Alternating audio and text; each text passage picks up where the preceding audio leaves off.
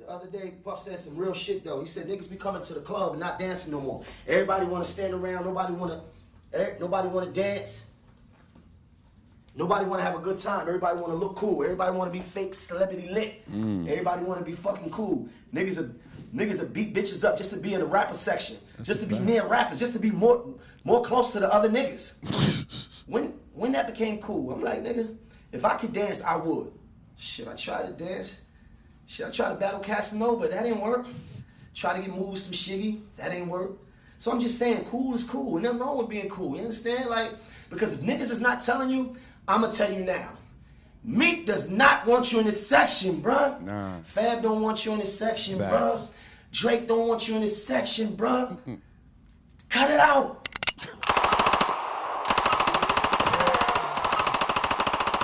Fire in the hole! Cut it out, motherfuckers. Stop y'all shit, man. Fake celebrity lit ass niggas out here acting the fuck up. No. Yeah, fake celebrity lit. Niggas is out here fake celebrity lit, nigga. Got the $24.99 starter kit jewelry set. You know that shit with the Jesus pieces iced out, you know. Oh, man, that shit is just crazy, man. That shit is just crazy. My God. Welcome, people. Welcome to another episode of Fire in the Motherfucking Hole, man. It's your boy, Jimmy Marr. I'm here with the cast. As usual, we got motherfucking G Money holding it down. We got the homie, Cadet motherfucking Joe. Yeah, his name just changed. He's a cadet, motherfuckers. And we've got some very, very special guests, man. I'm super stoked about this episode. We got some guys that's from the very, very popular show and that's been making a lot of noise for this very, very popular show, Wildin' Out. Gentlemen, please introduce yourselves to the people that they're the firing squad. They're listening. Firing squad was good. So this is the captain, the general, Conceited, Mr. Cut the Beat. Salute.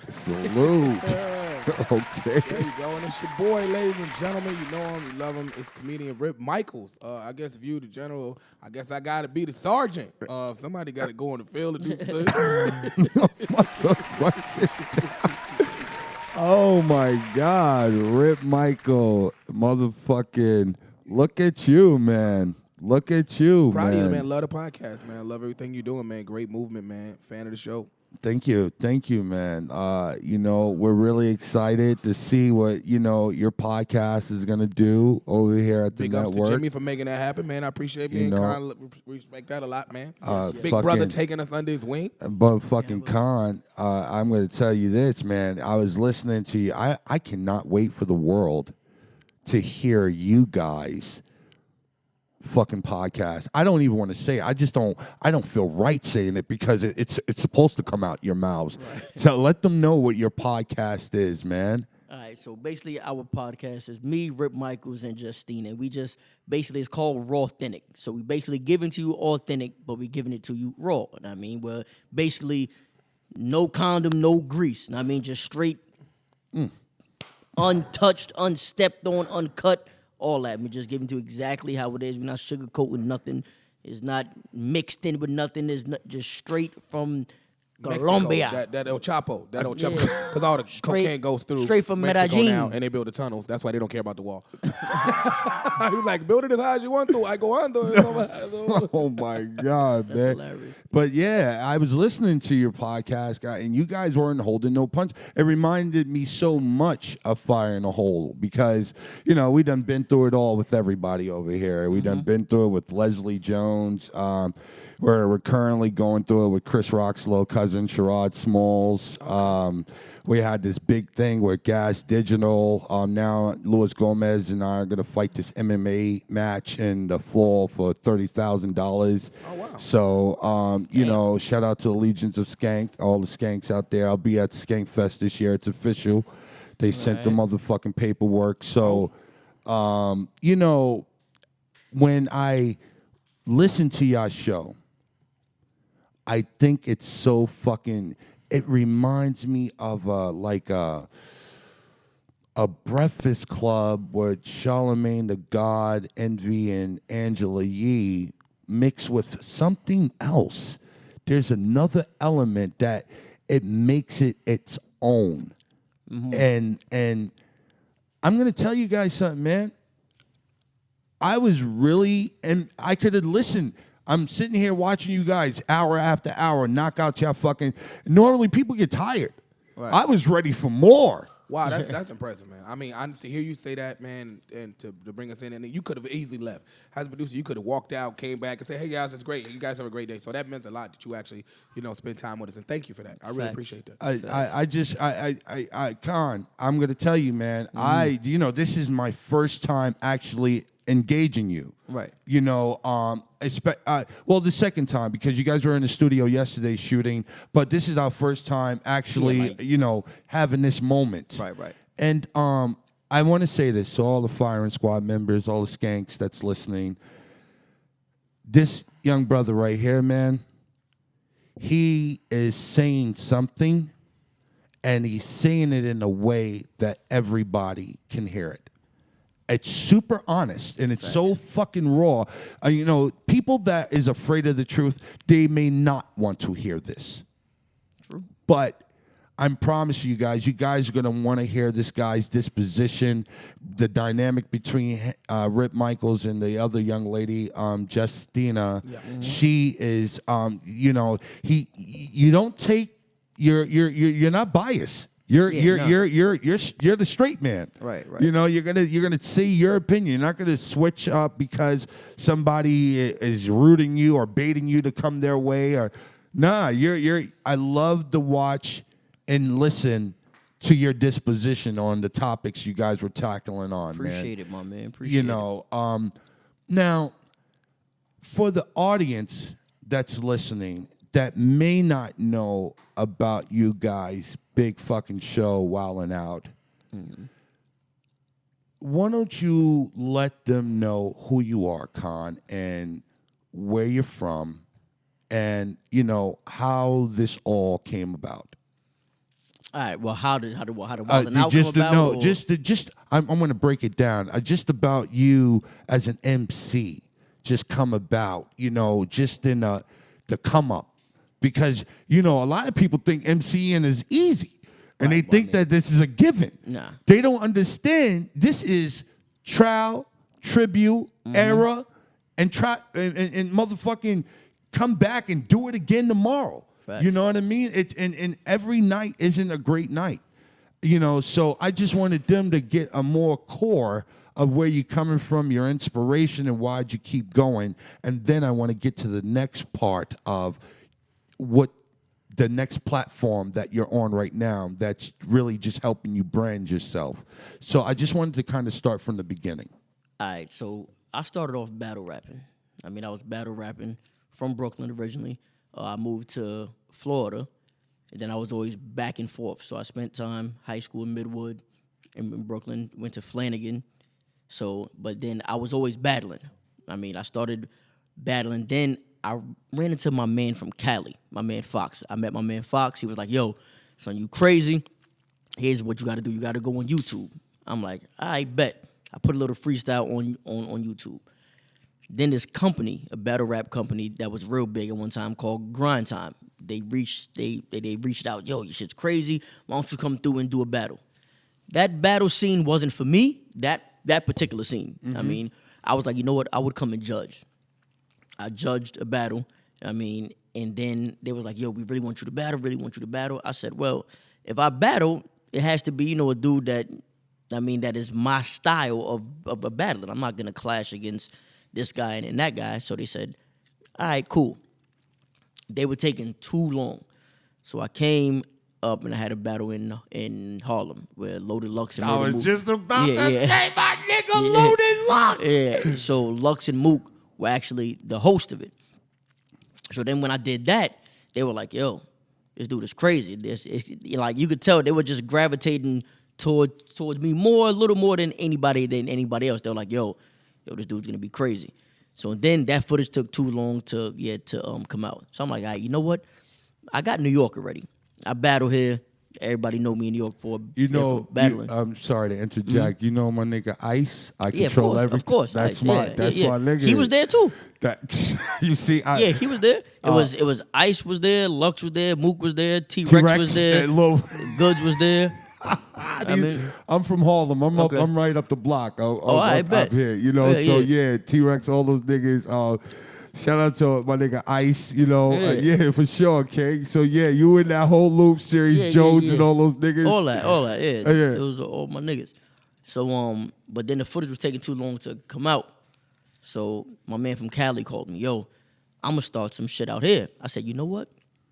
I'm gonna go out there and do it. So then I could have the West Coast fan base and the East Coast. Then I did that shit. Went on the internet, WorldStar picked it up ASAP, boom. And then from that point on, the battle rap shit just took off. It just boom. I became, You are remarkable. Yeah, I became like one of the quickest, the highest viewed dudes, the quickest like. Con, So you are remarkable, brother. Appreciate it, bro. And if any of you guys are out there listening, and I know a lot of you guys are hip hop heads, K Bangs is probably listening to this right now. G Money, go and Google this kid. Where can they find your stuff at? You know, like the best battle- way to find anything, just go to YouTube and type in Conceited. Type in Conceited or Conceited Versus. So Conceited VS, and you'll see everybody I battled, from grind time to the parks to the biggest stages to the television to all that. That's the easiest way. I mean, and I recommend that y'all do that. Yeah, I mean, because there's a lot of saturation. niggas might and binge watch. I'm letting you know it. You might get addicted and just sit there the whole day and realize, oh shit. Dude, that's what I just was doing that listening to you, homie. Yeah, just see, your so- perspective. So, and then you kicked the freestyle in one of your joints, Right. where I was talking about China, and then you Black China, Yeah. and then you are illmatic. You was like, are we talking about the girl China, Yeah. or the country that backs us? Yeah, China? some shit. I said, That's fire. did anybody That's fire. That's catch fire. that Yeah, shit? yeah. That's fire. Yo, homie. Nevertheless, okay. So you grind out, and the whole you leave New York. You going to you said fuck this. I'm going to make a name. I'm going to wield my sword Right. in every other arena that Rome has to offer. Right. Okay. So from there, Maximus. Okay. From there, so you make this name about yourself. Now, did you ever think that in your wildest years when Wildin' Out first came out that you would be on Wildin' Out? No, but the crazy part is I've always wanted to. Always wanted to. Always said like, damn, I would love to go on a show. My favorite at the time was Afion. Avion, yeah. Afion and, believe it or not, Spanky. Spanky, yeah. So, I mean, I used to always watch it. And, of course, from every time I saw the Wild Style, I was like, damn, that shit is fire. I would love to do that. Damn, I would love it. And then, I mean, it's just crazy how the shit worked. Then the shit goes off air, then comes back. Nick Cannon hits me up on Twitter. I'm bringing Wildin' Out back. I'm a big fan. Your shit is crazy. I want you on it. What? Oh, shit. Blew you the fuck away. Couldn't believe it. I had a Did battle. you think somebody hacked his account and sent that shit to you? I mean, I kind of, not necessarily that, but I'm like, damn, is this really Nick? So then I just go to the page and I see the verified check. And I Yeah. was just like, damn, this is really him. So- I mean, and then on top of that, I had a battle Sunday. Had a battle on Sunday, and the audition was Monday. I walk inside the audition room on Monday. My first time ever seeing Nick Cannon. I walk in, he said, oh, shit, what's up, nigga? I was like, oh, nigga, this is Nick Cannon, my nigga, Nickelodeon. He like, yo, I heard the battle was crazy. I heard it was at this spot, and it got moved. I heard you killed it. I heard this and that. I'm like, damn, this nigga is really in tune. Facts. And then, I mean, I did the audition. He was like, all right, we got one more audition, which is going to be the simulation of the show. I did that, and then he came up to me. He was like, yo, you killed that shit, man. I was like, all right. Then I got that call like a week later. Hey, man, is this Reggie? I was like, yeah. Oh, they were like, all right, well, congratulations. You made it to Wildin' Out. Oh, dope. Who's the like- first person you told, Con? Who was the first My one? brother. I was actually in the crib. I was in the crib with my brother. I was at his crib in Queens. And then I just was like, yo, these niggas just called me. It's lit. And then he was like, oh, fire. All right. Now, Now, nigga, this is, you know, cause I'm a real nigga, son. You know, this is real nigga talk right here. Who's the first chick you thought about you gonna call to get this motherfucking stretching? I'm gonna keep it a buck. It was so many on my mind. At that point, because, you know what I mean? At that point, shit started like, damn, oh, I want this one. Oh, this bitch was playing. She's not gonna be playing now. She gonna hit me. And That's nigga, a fact. that That's was a it. fact. And Yeah. the crazy part is something similar happened. There was this one chick we were supposed to link up twice. Whatever happened, whatever bullshit she said. I remember Timothy De La Ghetto, the first day of workshops. He posted a picture of me and him. It was like, yo, season 5 of Wildin' Out, whatever. And this when Tim was heavy on the gram. Well, he still is, but it's when he was just so much higher than everybody else. Instantly, Shorty texted me. She was like, yo, from now on, I'm not fucking around. I'm not bullshit no more. When you get back, yo, we linking up. We doing this, and we going out. And I was like, but I had to dub it. I just ignored her. I just ignored her. As thirst as I am, and I'm the nigga, I wanted that so badly. But I was just like, you know what? Fuck it. I can't let her win this. Nah, that's a fact. Real G shit, my nigga, because bitches is out here playing games. But niggas is playing games too. Yeah. You understand? So it's no fun when the rabbit got the gun. And any nigga know that. That's why niggas is at home right now watching the Justice Channel figuring out how they can get away with it.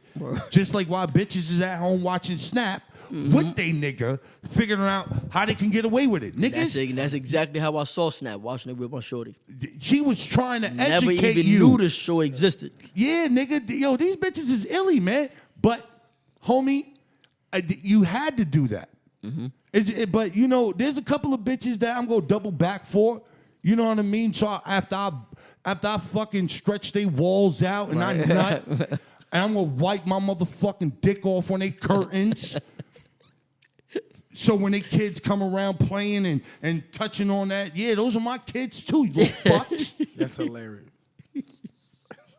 Go ahead and be a big brother or big stepbrother, stepsister.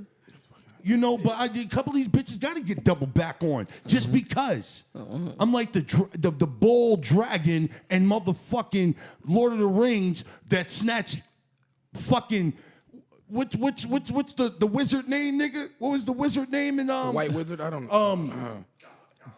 No, Gollum is the other thing. Gandalf. You remember when the bull snatched Gandalf with the whip at the end when he was trying to run off? That last, yeah, I'm coming back for these bitches on that, man. There you go. Yeah.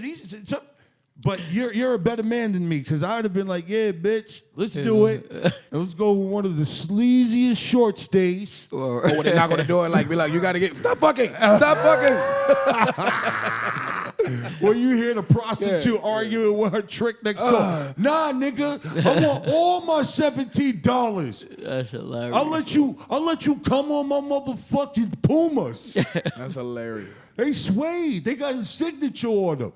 But listen to me. So when Nick put you on, who was the first chick you did make the call to though? That's what I'm saying. It wasn't. I can't even think of one off the top of my head. Like it was so many joints that I was just like on at the time. The floodgates was just open though.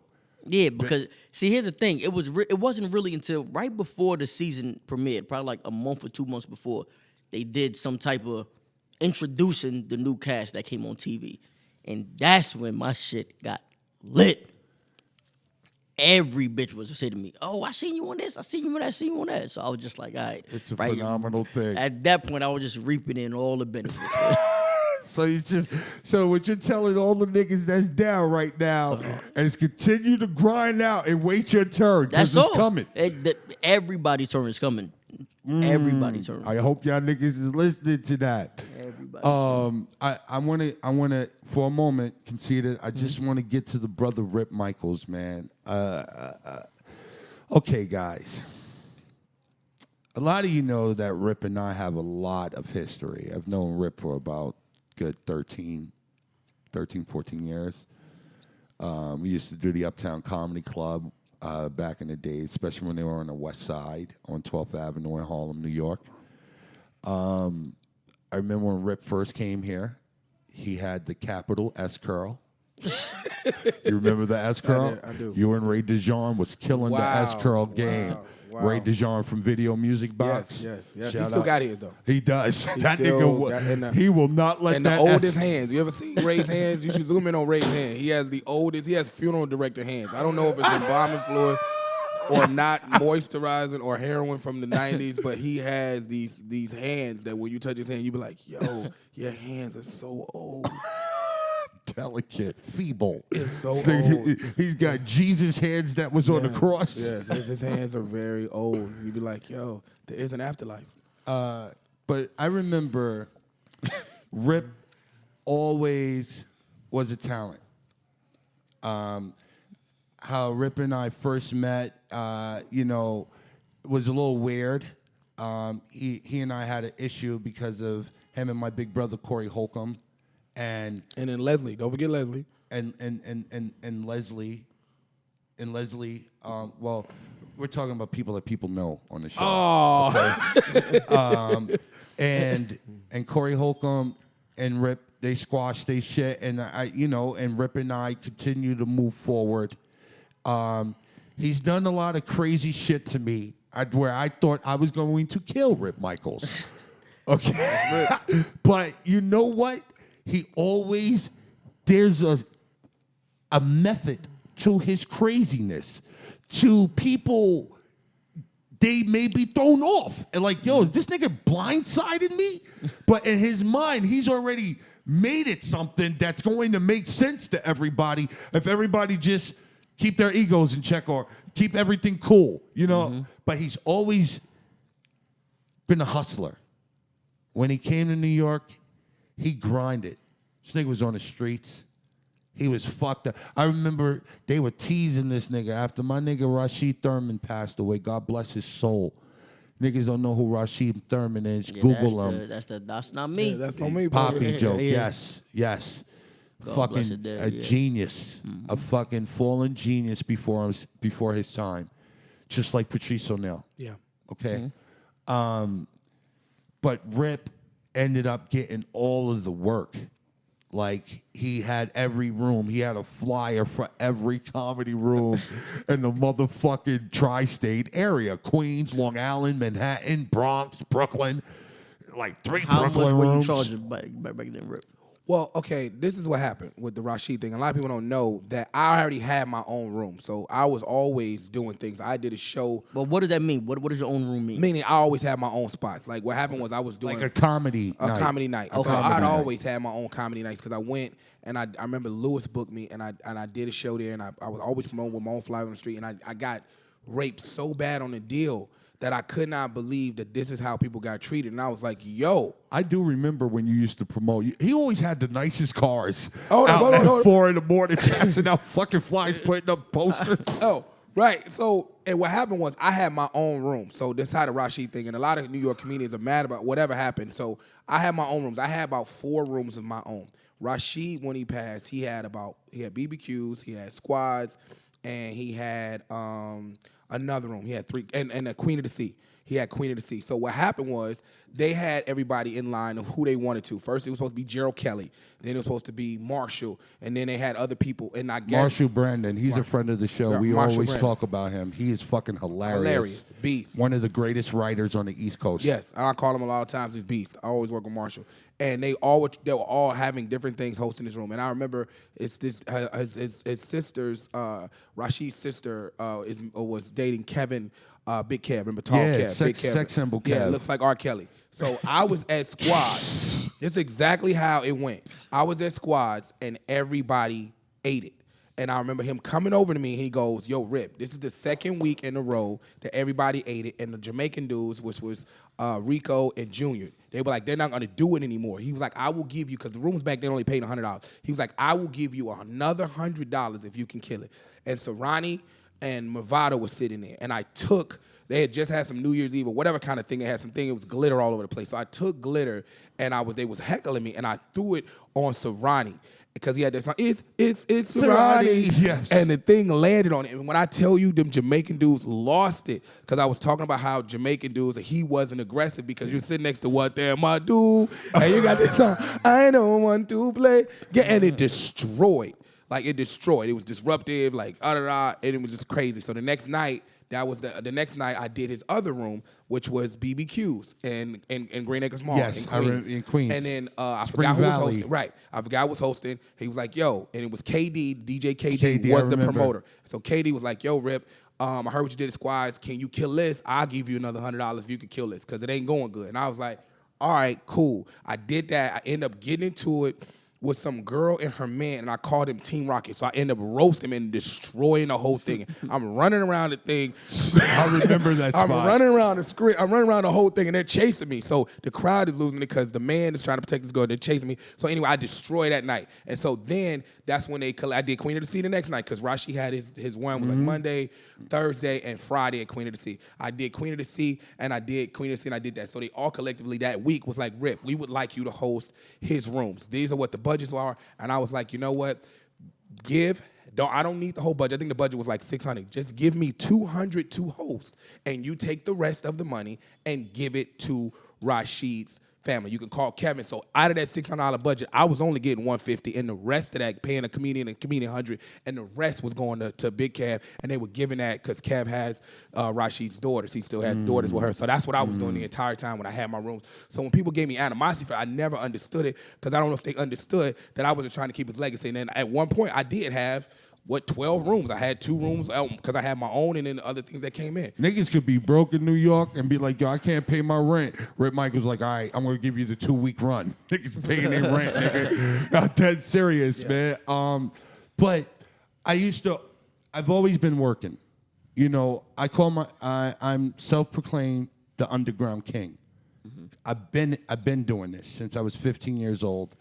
I've been in a lot of dope situations, development deals, so forth and so on. Oh yeah, Jimmy had the first holding deal in the world. I didn't even know what that was. So Rip used to always tell me, Jimmy, help me, man. But I was in a place where I'm still trying to get my footing, you know, or at least the respect where I can say something and they'll listen to me, because my talent was never the issue. It was my behavior. I'm a hothead. So, you know, hothead in Hollywood, those don't really weigh out well on a Libra scale, okay? So I've been, you know, working on my behavior and so forth and so on. Everyone on the show knows it's a constant struggle. But there was one time where Rip and I just finished coming from doing a church show, and he was giving me his spiel again. Jimmy, help me, man. This is all I need. If you could get me on television, I could get us money over here. I'm listening to this nigga, and I'm like, who the fuck do you think you talking to, bro? I know you. I know. But here's the thing. I'm a nigga. If I can do it, I'm going to do it. Mm-hmm. Even if you're my fucking enemy. Mm-hmm. Because it's what's supposed to be done. Right. Blocking someone else's blessings can be blocking yours. Facts. I know. This is what I know. I'm not talking to sound wise. I'm speaking from factual situations. So when I ended up linking with Steinberg Management over there with Jason Steinberg, who discovered Dave Chappelle, he's got a dope-ass roster over there with Son of Hannibal, I started booking these commercials. These television shows, and he wanted to sign me, and I said, in order for you to sign me, I need you to sign these 3 other people, and I will sign. I'll give you 25% for motherfucking any movies that I do, and 20% for television and commercials. And you just sign these guys and send them out on auditions. Mm-hmm. That was my deal. And he took that deal, and I took him, Rip Micheals, Chris Jarrell, and Marshall Brandon. And Corey. And Corey Fernandez. But Corey Fernandez ended up going, he's moving to L.A. So he went to L.A.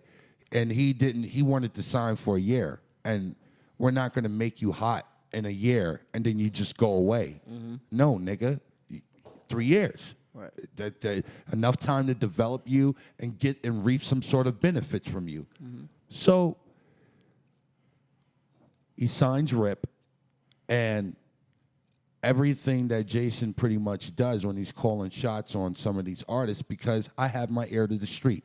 You told the story about Nick Cannon on one of your a moment ago, just about how he has his ear to the street. I have my ear to the street. I know what's popping and what's not. This hoe ass nigga Gerald Kelly, this bitch ass nigga, I got him on this show called The Last Comic. I remember standing. I remember that. You remember I got I him remember on you that did. shit? 100% did. Okay, and this motherfucker tried some nigger shit. He tried not to pay Jason Steinberg the money, and this is why I'm pushing you, and I'm pushing Marshall. This is before Wildin' Out, okay, nigga. I had to back Gerald Kelly down to go pay that man that money, because if he didn't pay him, Jason didn't want to fuck with no more people that I was bringing that way. And that would have slowed everything up. So when he sent me in on the fucking According to Him and Her audition on BET Centric. That's not me. That's funny. He said, "Look, it's Rip again." Nah, that's actually Gerald Kelly. He's too much. Nah, man. he was funny. He Look like you. He looked like a fat Rip. He's like, Old look, Rip. no. Yo, there's a picture that Rip tweeted, posted. Oh, one they time. got me in so much. Oh, that was hilarious. Oh my God, he said it was Gerald Kelly. Yo, my nigga, that shit was so hilarious. But I ended up getting Rip on this show According to Him and Her. Jason was like, "Do you want to? Should we send him out?" I was like, "Yes, we should send him out." This is right. Hold up, I want to interrupt you for 1 second. Sure. I don't never want to interrupt somebody else's show. But this how dope Jimmy was with According to Him and Her. Jimmy had just did the audition, and then Jimmy was like, "You're not going out," and I was like, "No, I don't go out." Because, okay, I ran my street. I have like a street style of comedy where I'm all about audience participation and make people laugh. And Jimmy was like, "What? You're not going out? Duh! You're going out right now. I'm going to tell you the address. Get down there." And he called Jason and made Jason take me and put me on that audition.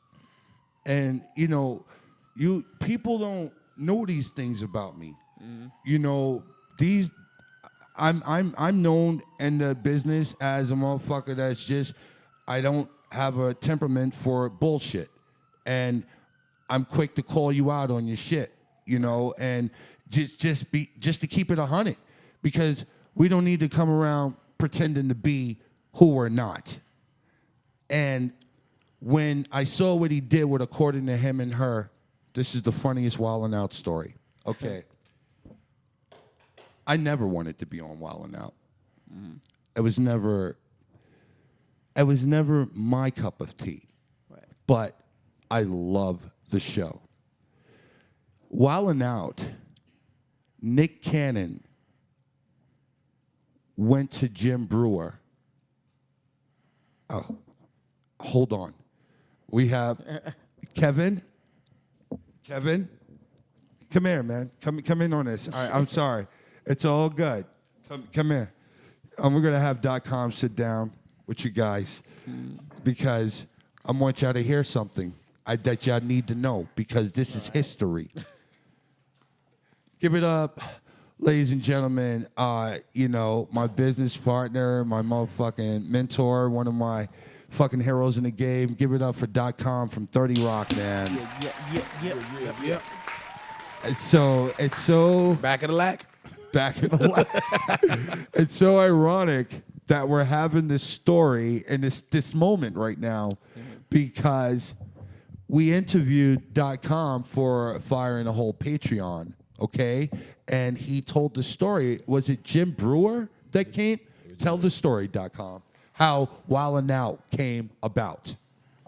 Okay, so I heard this story because I used to own this club called the Uptown Comedy Club back in the days, like opened in probably 1989, right? Are you familiar with the Uptown Comedy I Club? mean, I just heard it in passing in like people conversations. Like every time, if I would hear a story like this or from whoever. You know who that's Tracy Morgan is? Yeah, of course. You know Jim Brewer. I don't know Jim. Jim Brewer, you know him by face. He was in Half Baked. Smooth. JB Smooth. Chris Tucker. I know Chris JB Tucker. Smooth, of course. all these Jim, guys started- all right, Jim Brewer was in Half Baked. Who was he? The white guy. The Right there, the stoner guy. stoner. Right there. Stoner. He's Oh, right, okay. he's right there on the screen. And he played. Oh, Fully, man. Yeah. Yeah, man. Okay, yeah. Willie, Right, man. Yeah, This nigga funny. yeah. But Kev, please tell them the story how the motherfucking Wildin' Out was birthed. Okay, so Uptown Comedy Club was right in Harlem on 125th Street. And it's where hip-hop comedy started, right? Before the Uptown Comedy Club, if you went to a comedy club, they would have a stool, a microphone, and a piano, all right? No one had ever put a DJ with comedy on a regular basis. So when we opened the Uptown Comedy Club on 125th Street, we were the first ones to ever put a DJ playing the part of the song that you play in the club. So people dancing in their seats. Right. When the comic comes and he touched the mic, the crowd is already hyped. So now it's the comic's job to get up there where the party is. Right. To Def Comedy get through Jam the show. type shit, basically. Def Comedy Jam started at the Uptown Comedy Club. Okay. All right, Russell Simmons was going bankrupt. He came to the Uptown Comedy Club. He shook my hand and said, "We're gonna do a TV show together." He ended up stealing the show from me. Called it Def Comedy Jam, and it was on HBO. Right. So anyway, we did this show called the Uptown Comedy Club. We took that thing and we put it on TV, and we had sketches, we had games, we had. It was Music. We had He would have music. fit right in on that we show. had music, we had DJ, we had the whole nine, right? So Jim Brewer, a couple of years ago, I did a documentary on the Uptown Comedy Club. So I sent a camera crew out to interview a ton of comedians. So my crew went out and found Jim Brewer.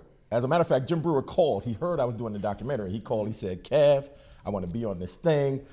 Get 2 hours ready because I got some stories to tell." Now, Jim Brewer was already on SNL. He had his serious radio show and whatever. He said, "Get 2 hours ready." So he sat in front of a camera for 2 hours telling stories about how him as a white boy used to come from Long Island to 125th Street back in 1992 doing comedy, right? So he tells the story about how he was sitting home with his wife. Wildin' Out had just come on TV. And he's watching this show. And he calls his wife in and says, "Babe, take a look at this show. Ain't this just like the Uptown Comedy Club? Oh, this dude, Nick Cannon, stole the Uptown Comedy Club," is what he says to his wife. So then he goes on to tell the story of how he was doing a Jerry Seinfeld show. Jerry Seinfeld had a show on NBC, it'll probably last for a season, that Jerry Seinfeld had produced about dating or something like that. I forget the name of the show, probably as I'm talking, it'll come to me. But he was a guest on the show, and Nick Cannon. Jim Brewer was a guest, and Nick Cannon was a guest on the show at the same time. Okay. Now, Jim was feeling some kind of way, because in his mind, Nick Cannon was on that bullshit. He stole Wildin' Out from us, Uptown Comedy Club. So he sees. But how would have Nick Cannon have seen that though? Everybody saw it. It's on Fox 5. Yeah, it was on. It was a nationally syndicated TV show. Oh. It was on TV. You can. What's that? That's not the version D-Rex gives us. What's the who? DJ D-Rex. DJ D-Rex, yeah. What's not the version? You mean the story I'm telling, or the? He said it started in his living room. Oh, okay. Yeah, I don't- well, yeah, I mean, of course, but they're trying to say before that. And, But, I mean, but in listen, Nick- listen. Go ahead. Okay, so we opened the Uptown Comedy Club in 1989. So if you 30 right now and say something started in your living room, when the Uptown Comedy Club came on, you was probably 4 or 5 years old. So D-Rec, I don't know him, not trying to disrespect him, but he don't know what he's talking about. But D-Rex is 40 something. Okay, so that means he was 14 when we started the comedy club. He wasn't even old enough to get in comedy club. You see my point? Okay. So the point is, so Jim Brewer's feeling some kind of way because he saw this show. He thought Nick Cannon was dissing us. So he happens to be on this NBC show, a guest, the same time Nick Cannon is there. Okay. So he's feeling some kind of way, right? Okay. Nick Cannon comes up to him and says, "Yo, Jim Brewer, what's up, man? I'm a fan of your work." But Jim is kind of dissing him because he's, this motherfucker stole the show. So he says, "Yeah, okay, whatever, man. How you doing?" And he says, No, you don't understand. I'm a fan of your work even before Saturday Night Live. I'm talking about the Uptown Comedy Club. So Jim is one of those dudes where when you mention that, now Nick Cannon disarmed him. Oh man, really? So now Jim Brewer's listening. So Jim tells a story of how he just had to ask Nick. Right. Nick, let me ask you something, man. So you familiar with the Uptown Comedy Club? Don't you think Wild 'N Out was a little bit close to? And he said, Nick Cannon goes, "Nah, man, that's what I was trying to do. I'm trying to pay homage to the Uptown Comedy Club." Oh, okay. Right? Well. So the whole beef, the whole feeling that Jim had at the time, oh, so Nick is cool. He's telling the truth. He's shooting straight with me. But if you don't know your history of the comedy game, you don't know these stories, right? You'll hear some DJ tell some version of a story about some shit started in his living room. You was 14 when we was out in the comedy club blazing the trail, right? Right. So, but that's where it came from. Jim Brewer stepped to him. Nick Cannon co-signed it, and it was all good. That's a fact, and it's so ironic that .com just happened to be here while this is going on right now, while we're interviewing you guys, so y'all can hear about that. And dude, we're gonna tag Nick in this story. It's not gonna be us. We don't hide nothing here. Right. No. No. And then let's nigga, fuck that. Let's get what we got. Yeah, let's start having some extra crispy talk now. Now, gentlemen, Mano started off this episode just talking about people. Nobody want to be cool again. Nobody. Whatever happened to the cool, down to earth celebrity? No, it's not that. It's more of people think they're too cool now.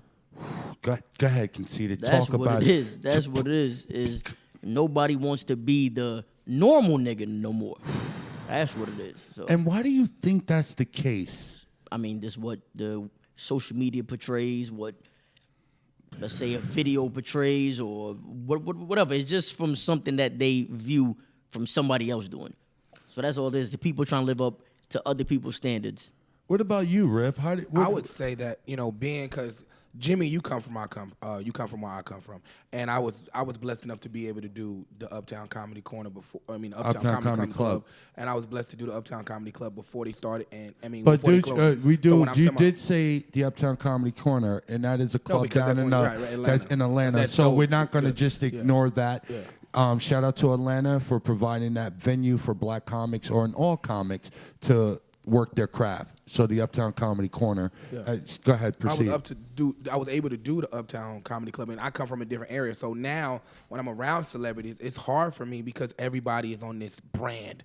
I have a brand, and this is not too cool, and I have to be this, and I have to be that. I have to live up to this image. I won't post this picture with me and you because it's a brand. But this will be the same dude that'll call my phone and ask me to put them on the tour. It'll be the same dude that'll be in my face saying, "Hey, Rip, what's good with more dates? What, Rip, how can I eat? Yo, Rip, my car notes do." But all of a sudden, when I ask something for you, oh yeah, my brand. I don't want to tag you because of my brand.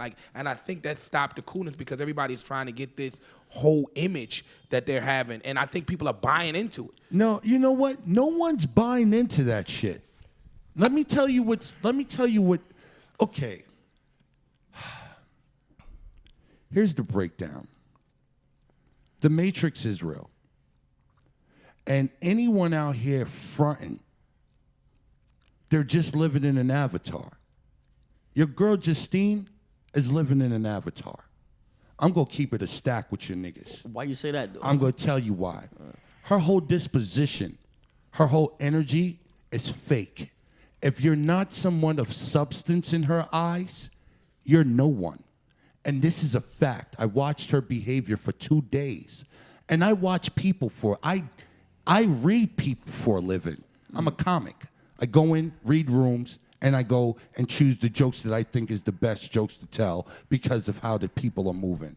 Homie, I knew she wasn't going to stick around for this interview. I knew when I asked you guys earlier, hey, do you think we could do this? And then she tried to cut my shit down to 20 minutes. When I blatantly told you guys, podcasts is where you want to anchor in your audiences is normally an hour. We had this conversation yesterday. Everything that I did to try to accommodate, she tried to combat in every way, form, or fashion just to exert her authority. Now, But to her defense, yeah, she's not here.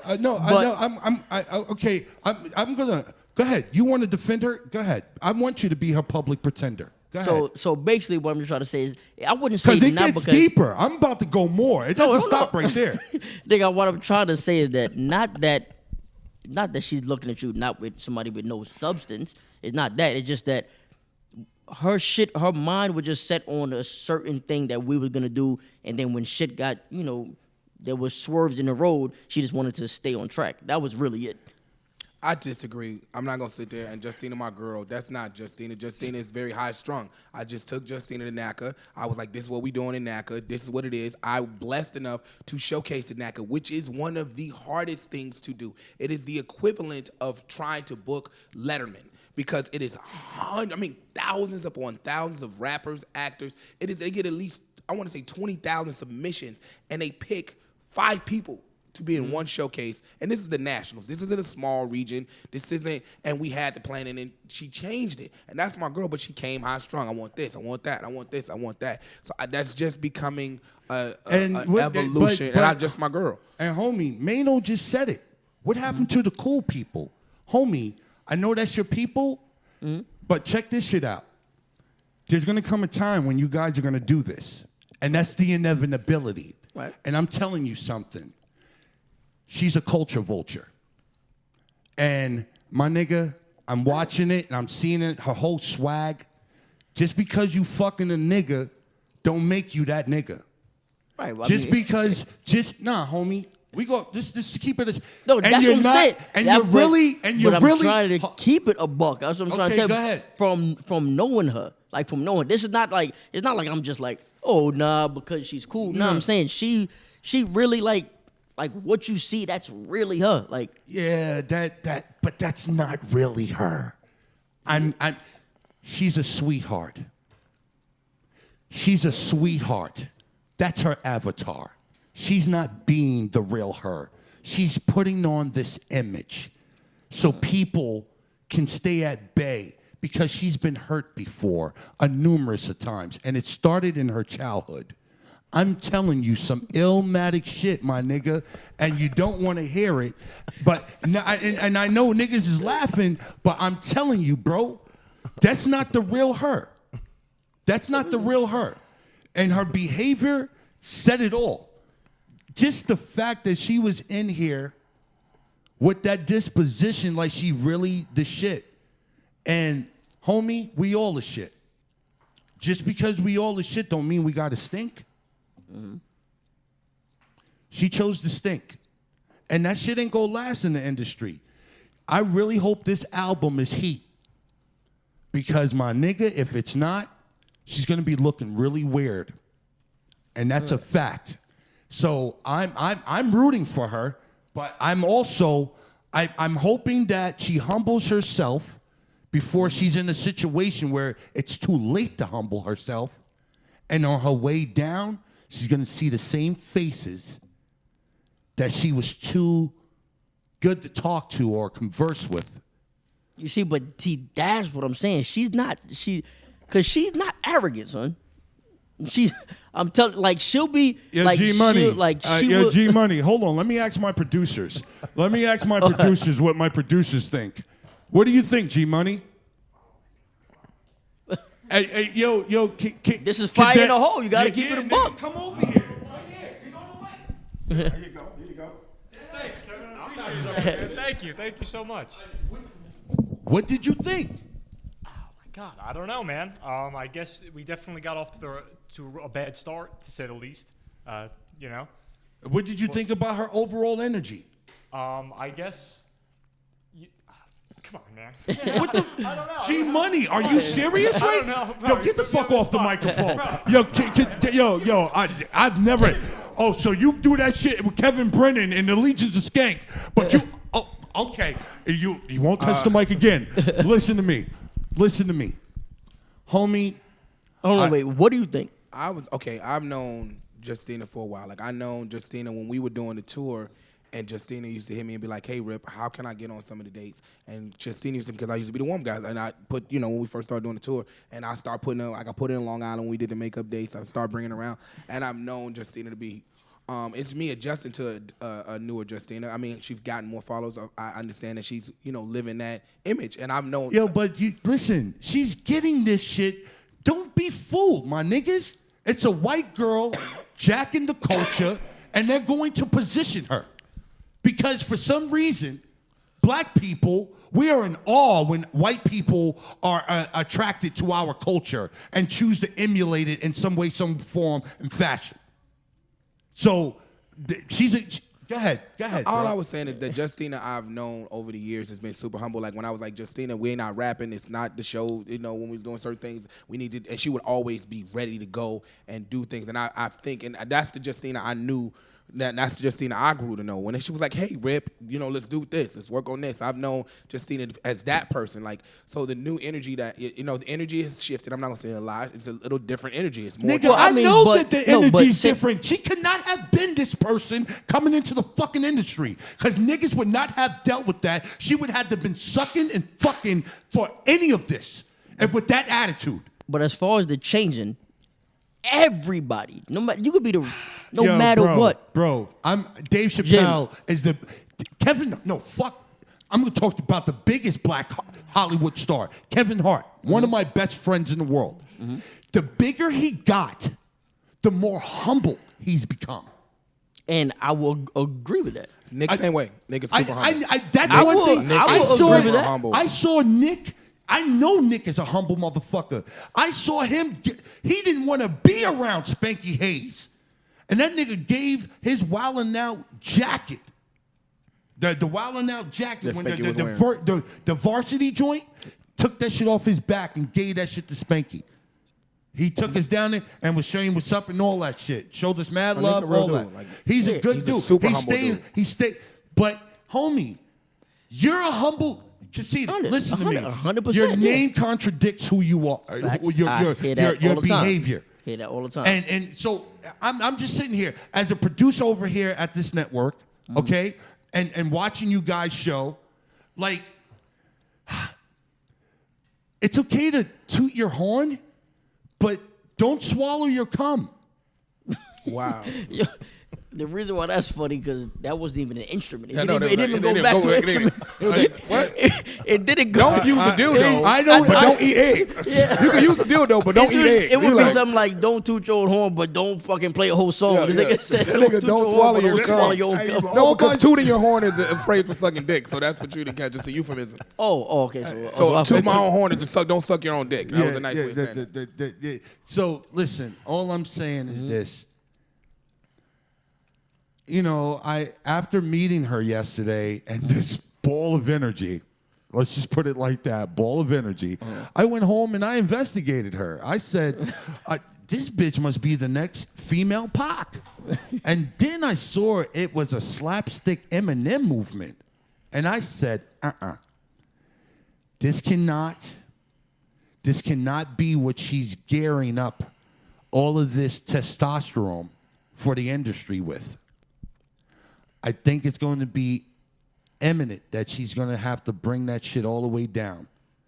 And I would pray, in order for her to continue this behavior, I pray that her album is a success. Can I ask you a question, Jim? Yeah, you can ask me anything. You know how you be bringing me out here and stuff like that. But when you bring me out here, you bring me out to just tell a story, or you bring me out to say what's on my mind? No, because I don't have to say what's on my mind right now. You can say, At firing a whole nigga, you can say whatever you want to fucking say. All right, so let me say this. Yeah. All right? I've been in the comedy game longer than all of y'all, Facts. right? Nigga, you reason why I'm in the game. Yes.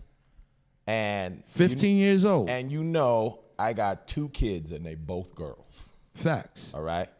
I got nothing but love for women of all ages and shapes and sizes and all that stuff.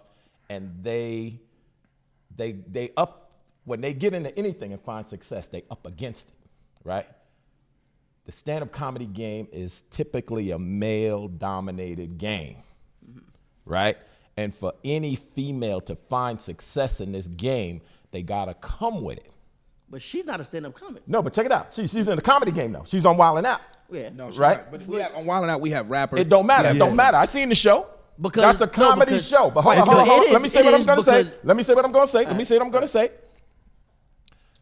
Now we got 4 dudes sitting in a room on a podcast, and we beating up on some chick. We're not beating up. Hold up. Nah, Let me nah, finish. hold Let on, me finish. hold on, because Let me you're not finish. gonna- I'm telling you how I see it. I'm But- telling you how I see it. But Let me hold finish, on, please. now hold on. Let me finish, hold on. please. Nah, I can't Let let me you finish. do that. But Not you on my beating up show. on the girl. Not You on my met her the show. same time- You're not gonna. Jim, You're not gonna do that. you met her the same because time my I did. listeners, my listeners are listening to this. But you met her the and same my time I listeners did. know. My listeners know. You ain't know we're us not no beating longer. up no fucking bitch. Here, When I dog. see women come in shining, I don't let that move me because I'm a man, right? And when I see women do what they got to do to get where they got to get, go ahead, sister. Go ahead, sister. Because I know how the game could be on women. And whatever a woman feels like she needs to do so she could win, so she could rise, I'm all for it, man. If she got to come to Harlem, right, man. that's an Italian Yo, girl who my came to nigga- Harlem to shoot a podcast. All right. That's when she should get a big shout out for that by itself. All right, and at this time, And we're they gonna- and now they her that- people. They Okay. her people. No doubt. Now that you've made your Me Too movement motherfucking statement. Thank you. Okay, Kevin. I thank gotta you for say it, man. thank you for being a guest and I coming can't to tell sit your in the story. room and let you beat up Hold on up, a Jim, poor for girl, 2 man. seconds. I just want to say this one part. Jim was nice enough to reach out to me to do a podcast. He was like, yo, Rip. And when I tell you the nigga was dedicated to me do a podcast, Jim was like, yo, Rip.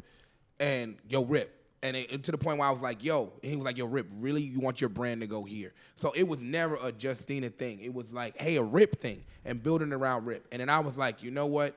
What did I say to you, Jim? I said, I got some dope people that I think if you let me put it together, that we can have some straight fire. I was like, let me get with them so we can do that. And he was like, Rip, this is 1 week. This is a month's process of us going back and forth. And I was like, give me. And he was like, yo, Rip, just come do it. And I was like, no, I want to put this team together. So, But I'm gonna tell you what's crazy too. Me and her was discussing when we was doing Singled Out. Yeah. That's when we was like, yo, let's do a podcast. Us two, boom, boom, boom, boom, boom. And then that's when we was like, yo, you know what? Fuck it. Let's get Rip. Cause like me and her, like we were just gonna do it. But it was like, yo, we might need somebody else. So we're like, who do we get? Who do we get? Like, duh, the nigga that we doing the shows with. Let's just get Rip on it. So we was already gonna do it and come to you. No, I was just saying it was the perfect marriage, perfect storm, and I respect everybody for she took off her schedule, Con took off, and the fact that they trusted me so much that they were like, hey, Rip, we don't know what it is, because we never had a business meeting, we never had a business, same thing with Jim, we never had any type of business discussion whatsoever, just based the fact. Look at Jim sweating. He waiting to say No, something. based Look on, at him. no, based on just and I think that. I think that it's a perfect marriage, and I think that we're a great group, and I think that it's going to go to be something really great, and it's because of this whole team, it's because of the room, it's because of everybody putting their egos aside to be here, and I applaud everybody. for doing Homies, that bitch didn't put her ego to the side.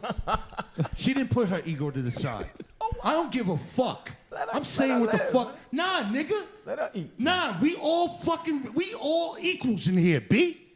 Niggas is working here too. Now we are. Niggas is working here too, dog. I preach on my show, we're all the same. And there's no fucking such thing as no fame. Niggas is sucking their own dick. Kill yourself, bro.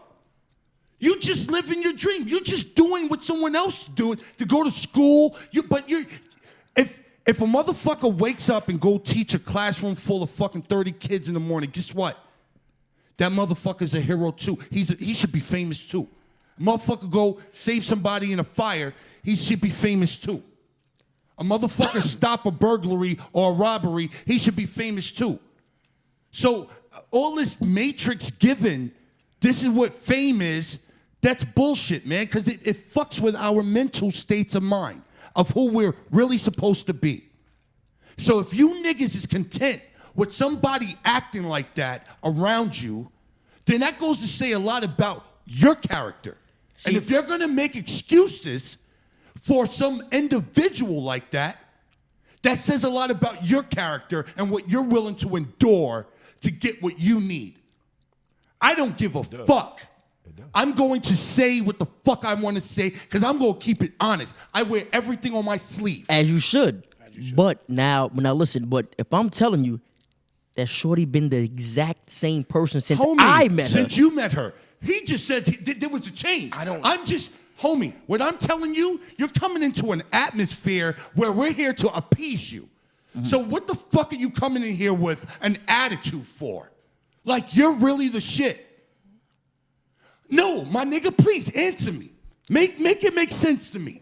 Because you gonna sit here and tell me you didn't see this behavior? No, I mean the attitude. No. I'm asking you a question. And I'm telling you straight up, y'all attitude. It seemed like y'all two was already clashing. They was clashing from moment My one. nigga. And Already. ask why. Now, she even said it. She was just like, okay, I don't think he likes me. So the engine, I was like, I mean, it seemed like it's the shit is mutual. Said it to her straight up. So, I mean, now, however that happened, however it got to that point, okay, is whatever. come on, Rick, because So I watch don't, this. because me With saying Jimmy- anything. With Jimmy, you can't be nobody but real. And if with Jimmy, if you have any airs, he's gonna call you on your shit. And to see Jimmy calm, because this is Jimmy. Man, I've known me and Jimmy all the shit. Jimmy done seen me locked up. I didn't see Jim locked up. It's a different. You can't be that to Jim, because Jim comes from a place like, hey, I'm trying to make us eat. I'm trying to make everybody eat, everybody win. And So- I'm just as real as you're portraying to be. And then you're But not- I'm really that nigga too. Yes. And then you're sitting here, yo, my nigga. I'm just cut from a different kind of breed, bro. But here we go. She don't know that. Yo, my nigga, still, you should have etiquette. But It's called etiquette. But It's simple. What I'm saying is, why? What the fuck do you mean, why? Just why? Because it's business. You're supposed to have etiquette with business. Why? Why? Why? To make everything move smoothly. Okay. So check this out. I'm gonna give you a little quick example. I don't need an example. But check it out, check it My out. nigga, listen. But No, check no, it no. out, Yo, check it out, Kevin, check it out, Kevin. check it out. No, Kevin, this is my show. Yeah. This is my show. Yeah. This is not your show. This is not Right. Entrepreneurhood. Okay. On Entrepreneurhood, you can dictate any flow you want. Right. Not on my show. Right. So I hear what you're saying, Right. and you're already giving your Me Too movement speech. Right. We're not going to do that again. So check out I'm what stuck. happened. But I'm check stuck. out what happened now. I'm stuck. Hold on. But check out what happened Hold now. on. I'm check stuck. out what happened now. No, you Kevin, know, you cannot you do. know, but check you it out. You cannot do that. You know, Kevin, outside I'm of not, this room, I don't let people talk to me like that. I know, but but because you this did- is your show, It is my show. I'm gonna my give nigga. you that. I'm giving you that. It's not you giving it to me. I'm it's, giving it's you an that. automatic. It's I'm my giving show. you that, but I don't let people talk to me like But that. I don't let niggas talk to me like that. So what we gonna do? So what we Whatever- gonna do? I'm telling you, I'm giving you that. But I don't let You're people not talk to me giving like me that nothing. on camera or nothing. You're not giving me nothing. I don't let people Yo, talk Kevin, to me like that you're on not camera or giving nothing. me nothing. You telling me it's your show? It is so my what I'm show. supposed to do? I'm the host. If I'm the host, when I'm speaking, I'm telling you to stop. So what Homie, I'm supposed to do? What I'm supposed to do? You're supposed to stop. Or what? Or get off the show. That's the point. That's the point. When Homegirl came in here, as her brand, she's making her choices. You called me on your show. I didn't say, hey, Jim, can I come out and tell a story? And then before I did not ask spoke, you to give a Me Too movement speech. and then before I spoke, I asked you if you just wanted me to tell a story, if you just wanted me to sit here. Yeah. I asked you. I asked you. Did I or did I not ask you? Now, once I asked you and you said, go ahead, there's fire in the hole, you got to let me rock. You got to let me do what I do. But homie, you're talking some other shit. You're talking some other shit. You're acting comfortably confused on this show.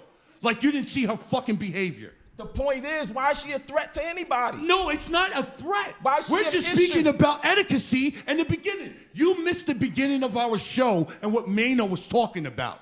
So you're I jumping sure miss in. Mano. I sure miss Mano. I know you I did. didn't So hear Mano. you're I didn't see taking away Mano. from what we're talking about. You're taking away from, because you're putting a whole nother spin on it to make it seem like it's a male-female thing. When it's not a male-female thing, it's a behavior thing. It's behavior. That's it. If I came to your studio and you wanted me to be a feature on your shit, and I came in there with an air like, you're in the way, how would you feel, Conceited? In that situation, I'll feel some type of way. Motherfucking right. 100%. But now, also looking on both sides, and because of the way you feel and the way it came on to you, it makes sense for you to feel that way. Now, just being real on the other side is Rip told her a whole different shit. So she came inside here thinking this is all of ours. We're not gonna do that, No. but I'm gonna let you talk. We're not gonna do that, but we're gonna let you talk. I'm gonna keep it a buck with you. Rip, Go ahead. 100%. Go ahead. So basically, like she told you, and like I said, and I'm not backing up, even though that's my girl, nigga, whatever you want to call it, but I'm just keeping it 100%.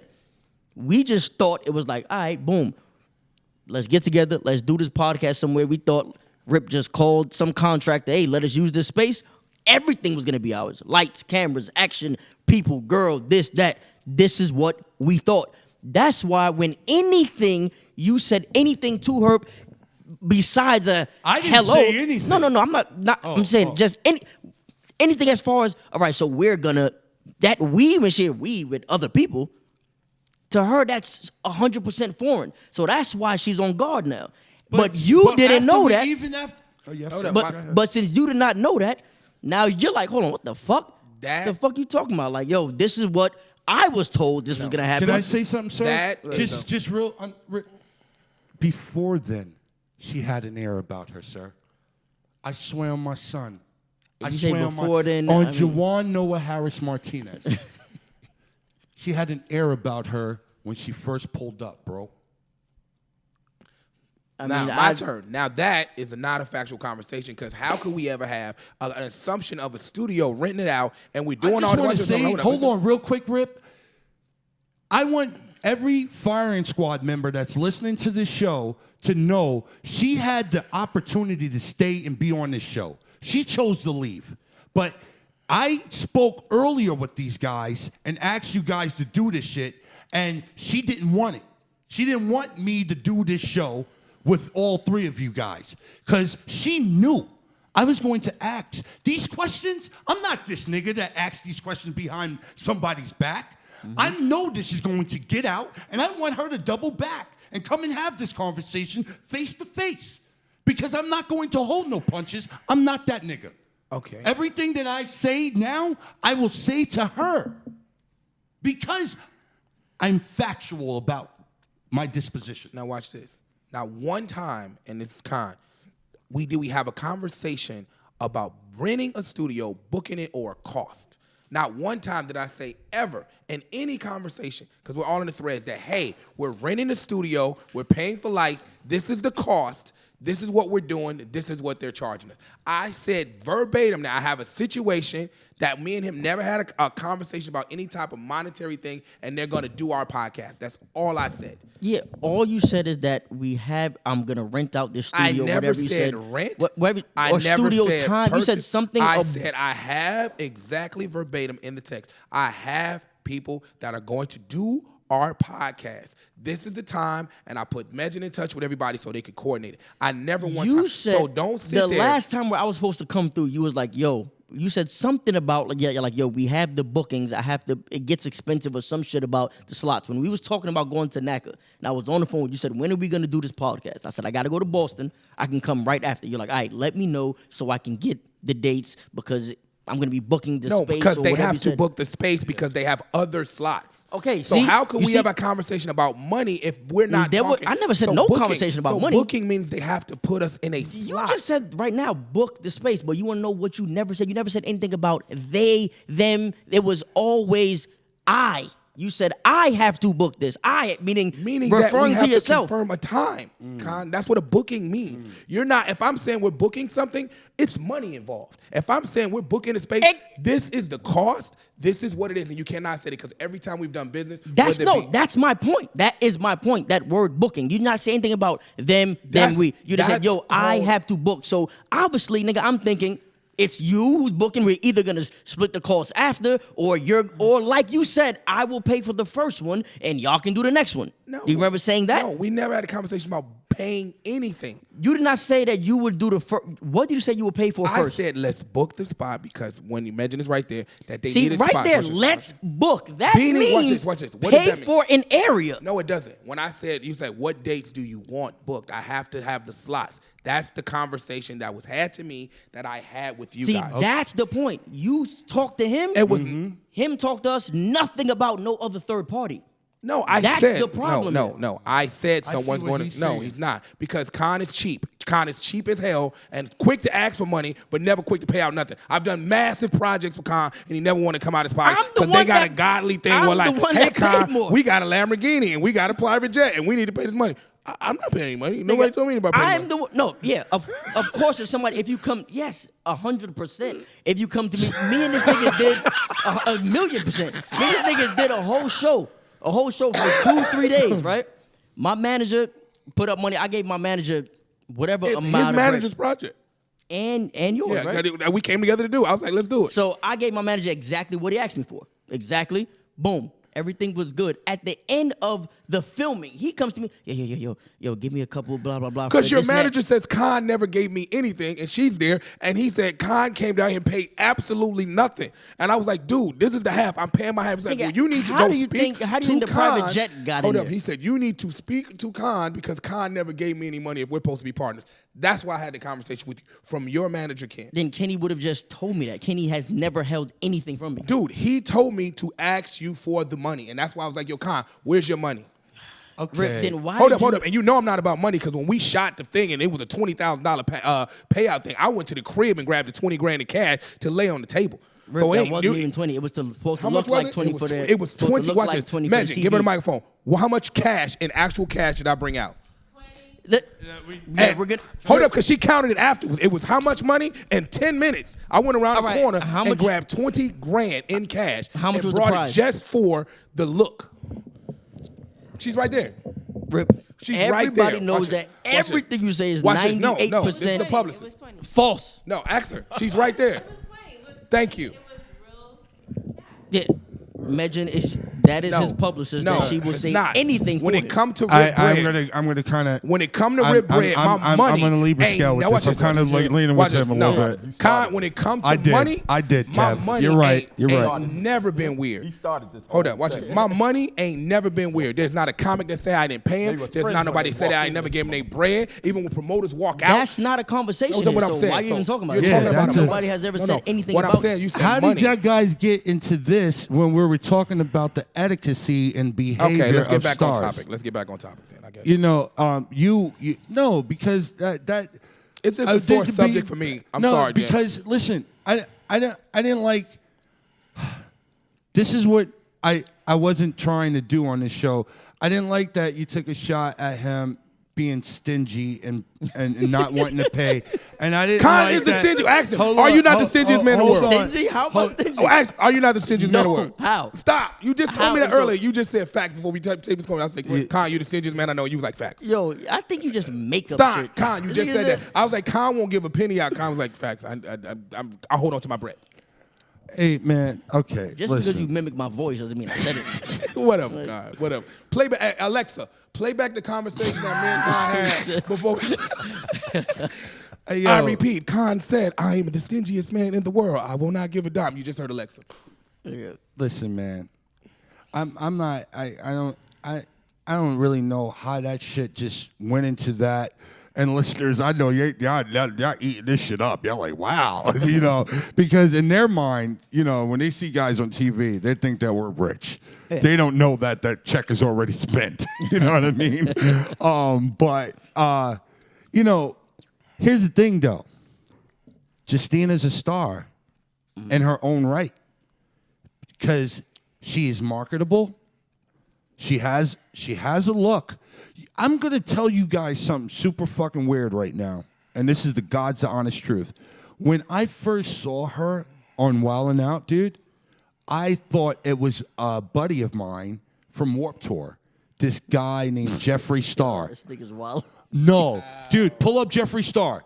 Pull up Jeffree Star. Pull up Jeffree Star, dude. Okay. No, come on. You know, yeah. There you go. Right there. That right here. Look at that. Stop playing to take that Justina picture down.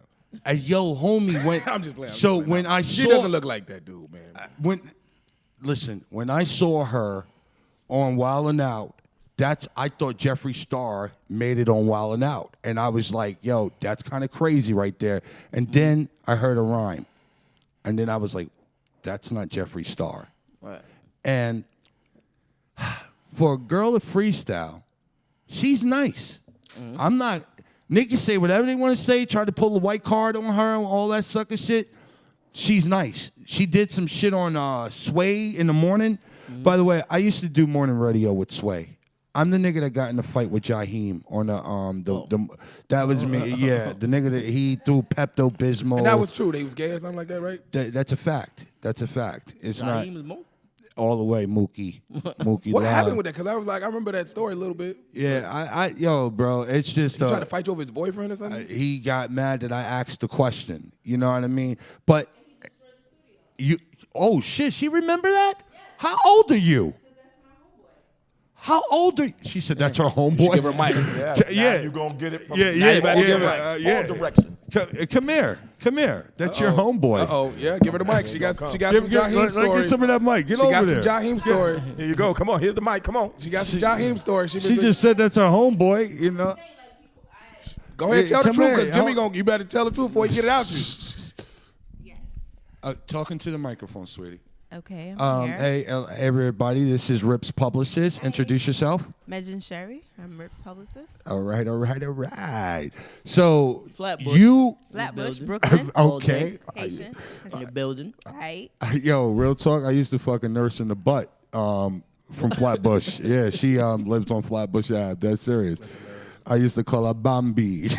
I'm dead serious. You flatten her bush. Yeah, Bambi. So listen to me. Yeah.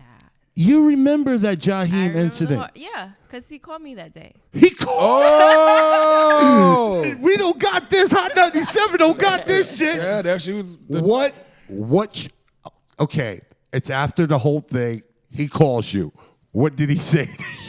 This is so crazy. We didn't have the conversation, but I knew what happened, so we just did not discuss it. And then we just chilled that day. That was it. But I know the whole situation. You hung out with him that day Yes, I did. after he came from Hot 97? And you know what was so crazy? I'm a fan. And when that whole shit went down, I just wanted him to get it out. Just answer the question, dude. Get it on the fuck out there, and let's just move on. And let me just tell you how much of a fan I am of your music, you know. But that shit went from 0 to 100 real quick. Yeah, because sometimes it's not your job to. She's in a different position. Wait, exactly. Like Explain who what- you were at the time. Like whatever you are, like when people try to blast people who are gay or in a certain situation, it's not your job to do that for them. They have to do it themselves when they're comfortable. So even if you believe that or not, it is Listen, not my your nigga, job. Polaroids do not get photoshopped. It does not Why, it was a matter. Polaroid? But it does not matter. Like it's It doesn't him. matter to It's- who.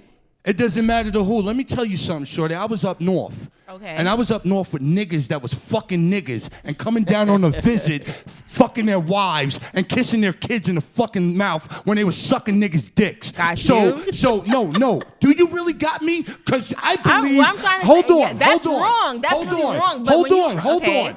Do you not think the public should know about this Not information? the public, no. Get the fuck outta here. His significant You're bugging. other. His You're significant bugging. no, his You're significant bugging. no. Did The he tell public you? does not need Did to he tell know. you that he was doing that? No, the public does not need to know whatever you're doing. Your Oh, so significant you was no- Jaheim's girlfriend. What?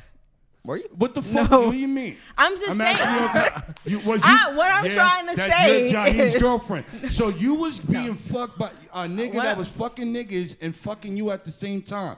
So you might as well live in Atlanta. Because that's running rampant. That shit is running rampant down there. Sodom and Gomorrah out this is motherfucker. Cool beans. I'm All right, nah, great. nigga. I'm a whistleblower. Okay, Fuck got that. you. If a nigga out here doing wrong, you out here fucking other niggas and fucking singing to bitches, making their pussy moist, wanting to fuck you, and you gonna fucking participate, you're a danger to the community. Stranger danger, nigga. People need to know what you're out here doing. So time out. It was Jaheim gay? Is Yo, Jaheim gay? homie. I'm saying I don't Homie, know the story look at me. Look at at me. all. Look at me. Go ahead. Look at me. It's a fact. Oh, okay. All right. It's a fact. She's trying to be. She know if that's your real friend, you know. If that's your real friend, you know. Anyway, It's so been the interesting. nigga. You knew that shit? What about what? Jaheim. Nick, I knew Jimmy back then, so yeah, the whole thing with the Polaroids and everything. Yo, It's only been my a couple nigga, things that. my nigga. That's crazy. Yo, homie, that's not his attorney. That's crazy. His best friend. Mm-hmm. My nigga. Now I'm saying I don't know Dude, nothing no, but about I've been- I know Jimmy had this the same right here similar- is all brand No, new. Jimmy had the same situation, and I had a similar situation with Mr. C. Like for World Star, when they was doing Mr. C, when he got caught with the transvestites, they bailed the transvestite out, made me do the interview for World Star, and then Mr. C got super mad because the guy had pictures of him and Mr. C, and they had been fucking for years and all that. So then Mr. C got super mad at me and was like, "Yo, call me at the shadow." While broadcast, I was like, "Yo, what's going on? You da-da-da, you did that. I know that's your voice," because Cypher Sounds had told him that was Rip's voice who did the interview and all that stuff. And me and him wasn't cool for a while over that. Yo, you know what kills me though, man? This is really bothersome with me, with people in the world. When people choose to act comfortably confused, when you know there's shit going on, but you choose to act like you don't know what's going on. Oprah Winfrey knew Harvey Weinstein was out here being that monster he is. And for that bitch to act like she don't know, that's crazy to me. This isn't brand new. Russell Simmons, he been doing that shit. The bitches and boys. This isn't new. And you niggas is out here acting comfortably confused. Now, I don't even know what happened with Russell. I don't know what happened to Russell either. I don't know the Russell Simmons story. All I know is that he I don't met know if Kimora I Lee even when want to she- leash DotCom You don't again. want me to. Hey, I don't know yo, what the Russell thing. nigga. I don't know the Russell Hey, thing. Yo, it's your show, man. If you want me to speak, I'll speak. Go I ahead. gotta You hear the don't Russell want thing. me to say I gotta nothing? hear the Russell thing. I won't say I nothing. need you to say the Russell thing before I get out of here. Go ahead, Kev. Tell these niggas the We're going to Russell Jimbo's thing. after this. We should go to Stars in Baldwin. I think we should go. They got great food. It's seafood there tonight. That's what I think we should go. Stars, Long Island. Big shout out to Stars. Big shot to Stars So and Long nigga- Island. All right, so we'll go to Jimbo's and then Stars. Okay, both. Let's I do love both. that this nigga fuck with Jimbo. I mean- It's a real hood We doing nigga both for right real? here. That's your word? For Hold up, anything- Alexa, record Con. Put on Instagram. That Con, Alexa, you got that Con? Then we going to Jimbo's and Stars. Hey, yo, what's so crazy is that Switch it on me. Jimbo's is such a hood spot, man. But, you know, side bitches love that spot, too. And that seafood spot on 125. Side That's bitches. income tax for heaven right there. So you ever been after the tax come out? So y'all want to know the story? Yes. I'm sorry. .com. There's so many stories. yeah, from Russell Simmons. I don't even No, know where tell- to start. tell But the I'll tell you joint- this. Tell I the never joint- heard anything about Tell Russell. the joint about him doing the most to that famous, the granddaughter of the famous artist. I want you to tell it. Okay, They okay. reached out to you and told. So, but you know why he took his name off of all the businesses going on right now. Did not You don't even- even know that story? I didn't I don't even know know nothing about of Russell that happening. Okay, so you don't know that he's in the Harvey Weinstein, Bill Cosby category? Would have never. I know that. What the? Where do you? I don't know that. Guys be. I mean, I figured that we would have known because we get usually all the topics. I know that. I didn't hear none of that shit. Oh, I see what's going on. There's a conspiracy I don't out know. there in the game. I do know when I was there in workshops and I was like doing Russell Simmons jokes, they was like, "No, Rip, you're not gonna put my friend under the bus." Remember That's that? what it is. Cause he's their He's friend. protected. He their friend. He their Yo, friend. but see what I'm talking about? Yes. Niggas is acting comfortably confused Yes. because of the relationship. Yes. I'm not being bugging. protected. Niggas make me seem like I'm out here He's being bugging protected. because I'm saying what the fuck it is that needs to be said, but I'm not bugging. I know that niggas won't fuck with me because I'm a truth teller, but we're not gonna act like I'm. You know what? Fuck the story about Russell. Let's go to this. Now hold on, I want to hear because I don't know. I need like, to know. I don't know nothing my about it. nigga Russell Simmons to me with Def Comedy Jam and Def Jam. I was like, nigga, that's my nigga. I never thought he could do wrong. So then you really love him because that's where Def Comedy Jam came That's from. where it came from, honestly. I created Def Comedy Appreciate Jam. it. I created Def Comedy Jam. Thank you. I wouldn't be a comedian if it weren't for Def Comedy Jam. Then you created it. And because this dude was so influential in the game, the reason he was able to get me was because I used to be a rapper. I used to be an MC. Like in 1977. What year were you born? I was born in '89. Okay. In 1977, I picked up a microphone for the first time in the projects in the Bronx. Hip hop was Tell him in. your name, nigga. Tell him your MC name, nigga. No, you tell That that. Conceited, ask him his band. What was that name? We gotta let that fly, Let man. that fly.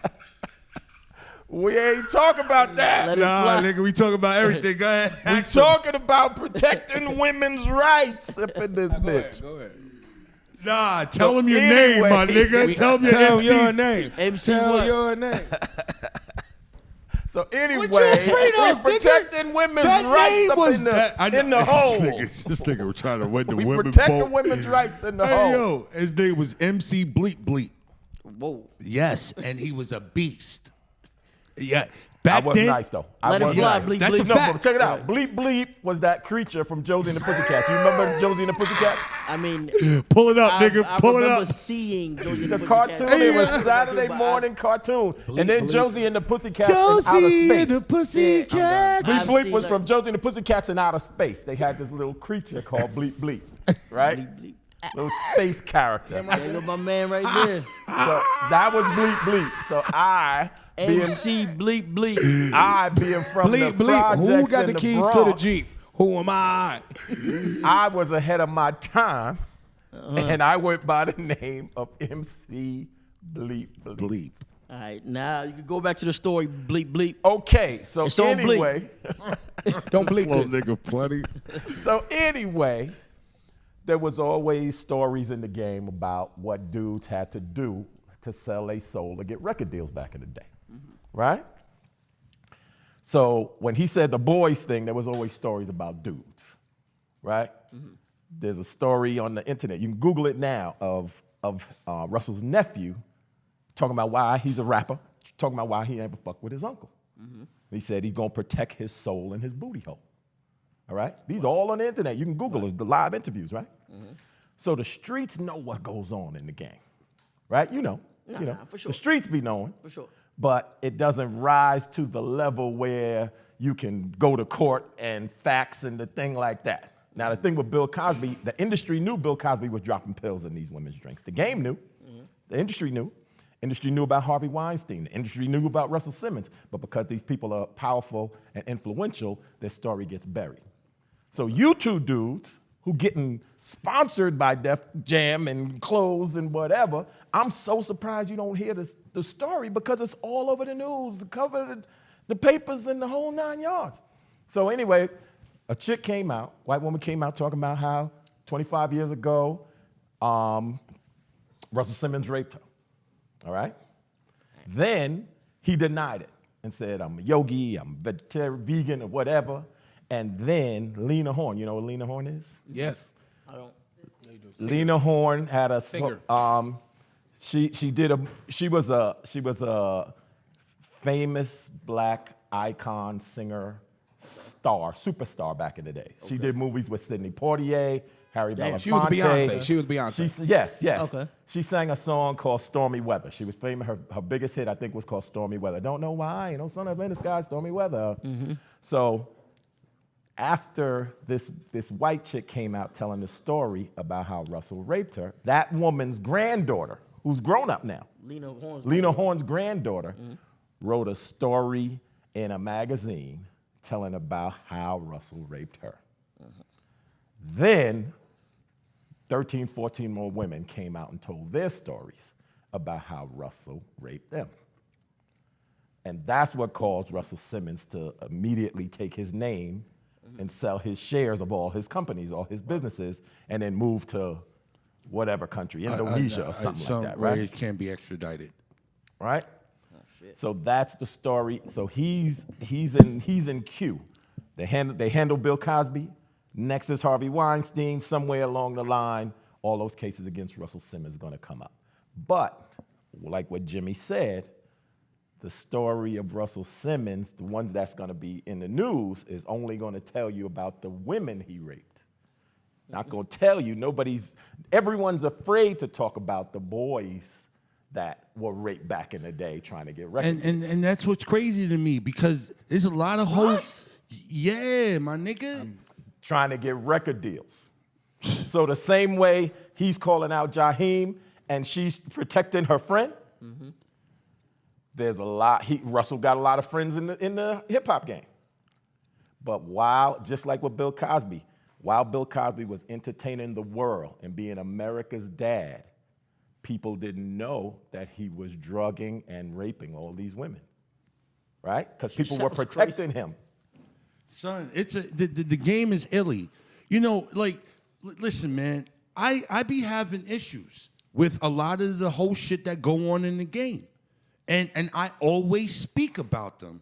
Like, there was a time when I wasn't too happy with you guys' boss, Nick Cannon, for lighting these internet sensations, making them think that they're comedians for the stage, when these niggas is really not built for the stage. They're okay. And it's cute to make somebody laugh for a minute and all that shit. But nigga, go and stretch out for 45 minutes to an hour on that stage. You have your shit up. Like, yo, when I'm watching Nick Cannon light like these just hilarious chicks and all this bitch out here doing Legends jokes that's not even dead. Like, you're a joke thief building a legacy. You're not ready. See, that's where the era shit changes. When shit changes, there's a lot of shit that we're not gonna agree with, but it's just the way the world is. Right when I was listening to Biggie or DMX, whatever, my fault is, yo, this is what you call music? Sound like he's screaming. It sound like he's this. I'm like, oh, you don't know what you're talking about. Right now, I'm my father talking to my niece, saying, yo, you listening to whatever this rapper is right now. Can I say something? That isn't the same. How is that not the same? You're trying to say giving these Instagram comedians light. That's it's gone. These are the entertainers, TV. Homie, when people come out to their shows, I know a story about young DC Fly out in Detroit when he bombed and had to give back that money. And listen to me. Listen to what I'm saying, but though. What about the joints that he didn't and he sold out? Listen to what I'm saying. Mm-hmm. I think that now the young brothers blossom and grown into it. Mm-hmm. You understand? But in the beginning, I don't think he was ready. And I'm telling you a story from 2 years ago. Right. A Detroit story from 2 years ago. But what he's doing now and stuff like that, cute. But I don't think joke thieving is acceptable on no level. I don't give a fuck what the times are. And I agree with that. You would well, never hear me. Just Hilarious is a fucking joke thief, and she's cheating the culture, and Nick Cannon is a part of the problem for putting her in the light. And I'm saying that because he knows about this. So you go back and tell your boss that Jimmy Martinez said the people are watching, and we're coherent. Just because you like them doesn't mean that they're ready. Just Hilarious is not ready. Nigga, did y'all see that Lil Rel show? Y'all niggas think because you got seen it, but you think because you have a certain amount of followers, all those followers are gonna watch the television show? That's a dead fucking that was a percentage, Will. That was the trick that networks fell for. And that was the trick that ruined TV and made it reality-based. Because now they don't want to put money into production for television shows. Everything is low budget, reality like based television, bullshit television shows, and that takes away. I think that we have more to offer than a bullshit reality that's watered down. Like, come on, man. How many times we're gonna watch the Love and Hip Hop shit and nowhere? If you ever, Never in my life. bro, Ever in we're my gonna life. have a major problem. Never in my life. They ain't asked him yet. Not They ain't this asked year, him but yet. one day. No, they actually, but it was gonna be just on some like it was supposed to be me and Smack, but just on some like as not a character, just we walk in the studio while somebody's recording and be like, Nah, hey yo, that's fire. But Nah, my nigga, don't do none of that. Nah, I'm not You there. good? I'm not there. You good? I'm not there. Justina, Shout out to Love and Hip Hop. Y'all do your she thing, would but be it's just great not for me. that. Love and Hip Hop, Justina, she would be great for that. And I'm not throwing no shade. I'm just talking about marketing wise. Right. Homie, nah, far from it. She is Love and Hip Hop. Her whole everything. This bitch is like the white Cardi B almost.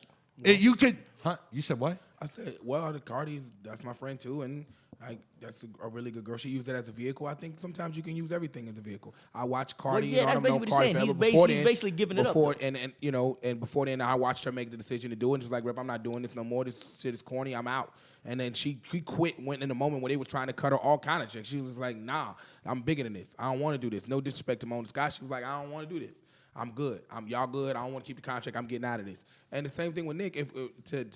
I'm not backing up. I think Nick just fine. And I think Nick believes in people, and I think Nick believes in building people. He sees something in somebody, and he focuses on what he sees, and he's all about giving opportunities Yeah, to people. that's- And You know what? That's what Nick does. That's the That's thing a with good Nick. view. I'm sorry. That's a great view because I didn't look at it from that perspective. But when I see a joke thief, okay, just like this bitch Amy Schumer out here running wild with Patrice O'Neal jokes and shit, and Netflix giving this bitch $12 million, knowing this is a Patrice O'Neal fucking bit. Got you. You know, But you got to hold up to 1 second. I want to interrupt you. Nick knew her and found her before she ever touched stand-up. She wasn't doing stand-up. He just thought Nick finds people before they're even thinking about. She used that vehicle to do stand-up. Right, and So the when thing Nick with met Nick- her, he didn't know she was going to ever be a stand-up. She was just doing local, regular Instagram. He found her on Instagram when she was like at 100,000 followers. Yeah. So Nick actually takes the time to go like, bam, this is Yeah. funny. And he'll like it. And he'll be like, When hey, I said come he in got for the this ear opportunity. to the streets, like that dude, like he's really all about giving any and everybody a shot. I'm I talking about, remember like, when like he's did- like did he just Rip- wants to help everybody. And I believe that. I met Nick before. He and I met at the MTV Music Awards when the Hurricane Katrina was coming through. Oh, okay. Okay? And we hung out down there. We came up to New York. He was at a show where the Sugar Hill Gang was performing. And he told me that he was about to start doing comedy and all that shit, And we had each other's number for a moment, but he never picked up his phone. So, I'm just like, all right, man, I can't fight this fight here. But he's always been kind. That's, and he's never, like Kevin Hart speaks very highly of him. When Kevin and I are talking, and, I've given my views on Nick to Kevin.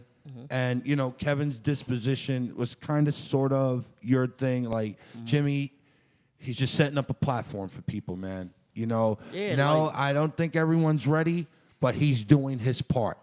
That's a perfect way to put it. Nick does his part. 1,000%. So with that being said, I'm gonna bury my guns in the dirt on that with Nick Cannon. No, don't do that. No, because he said you want us to keep Fire in the hole. You say what's on your mind. No doubt, this is fire in the hole. I say what's on my mind, and just because we bomb on a nigga, don't mean that we don't want people to support and love him. Nah, we just bringing the motherfucking shit to the surface. Straight up, I am one of Jaheim's biggest fans. Oh, you say that. And I don't give a fuck what nobody say or what and no one think. I am. He is super dope, man. He is the Mother's Day concert nigga, dog. Now? I don't think he's going to sell out anything now. You bugging. Jaheim got hits, my nigga. Not that dude as a person. You're bugging. Watch Yo, this. yeah. Okay, Jaheim when he was at what was it the casino in Queens, the Brooklyn casino. We only got one casino. Rock. What is it called? Rock. Wait, what is it? Empire? Empire. No, is it called Empire? We got resorts. What is it called? The one in Queens. In Queens, resorts. Resorts. It only holds 2,000 people, maybe 600. Promoter lost the money. Mook. It ain't hard promoted. You know Mook lost his money, lost his shirt.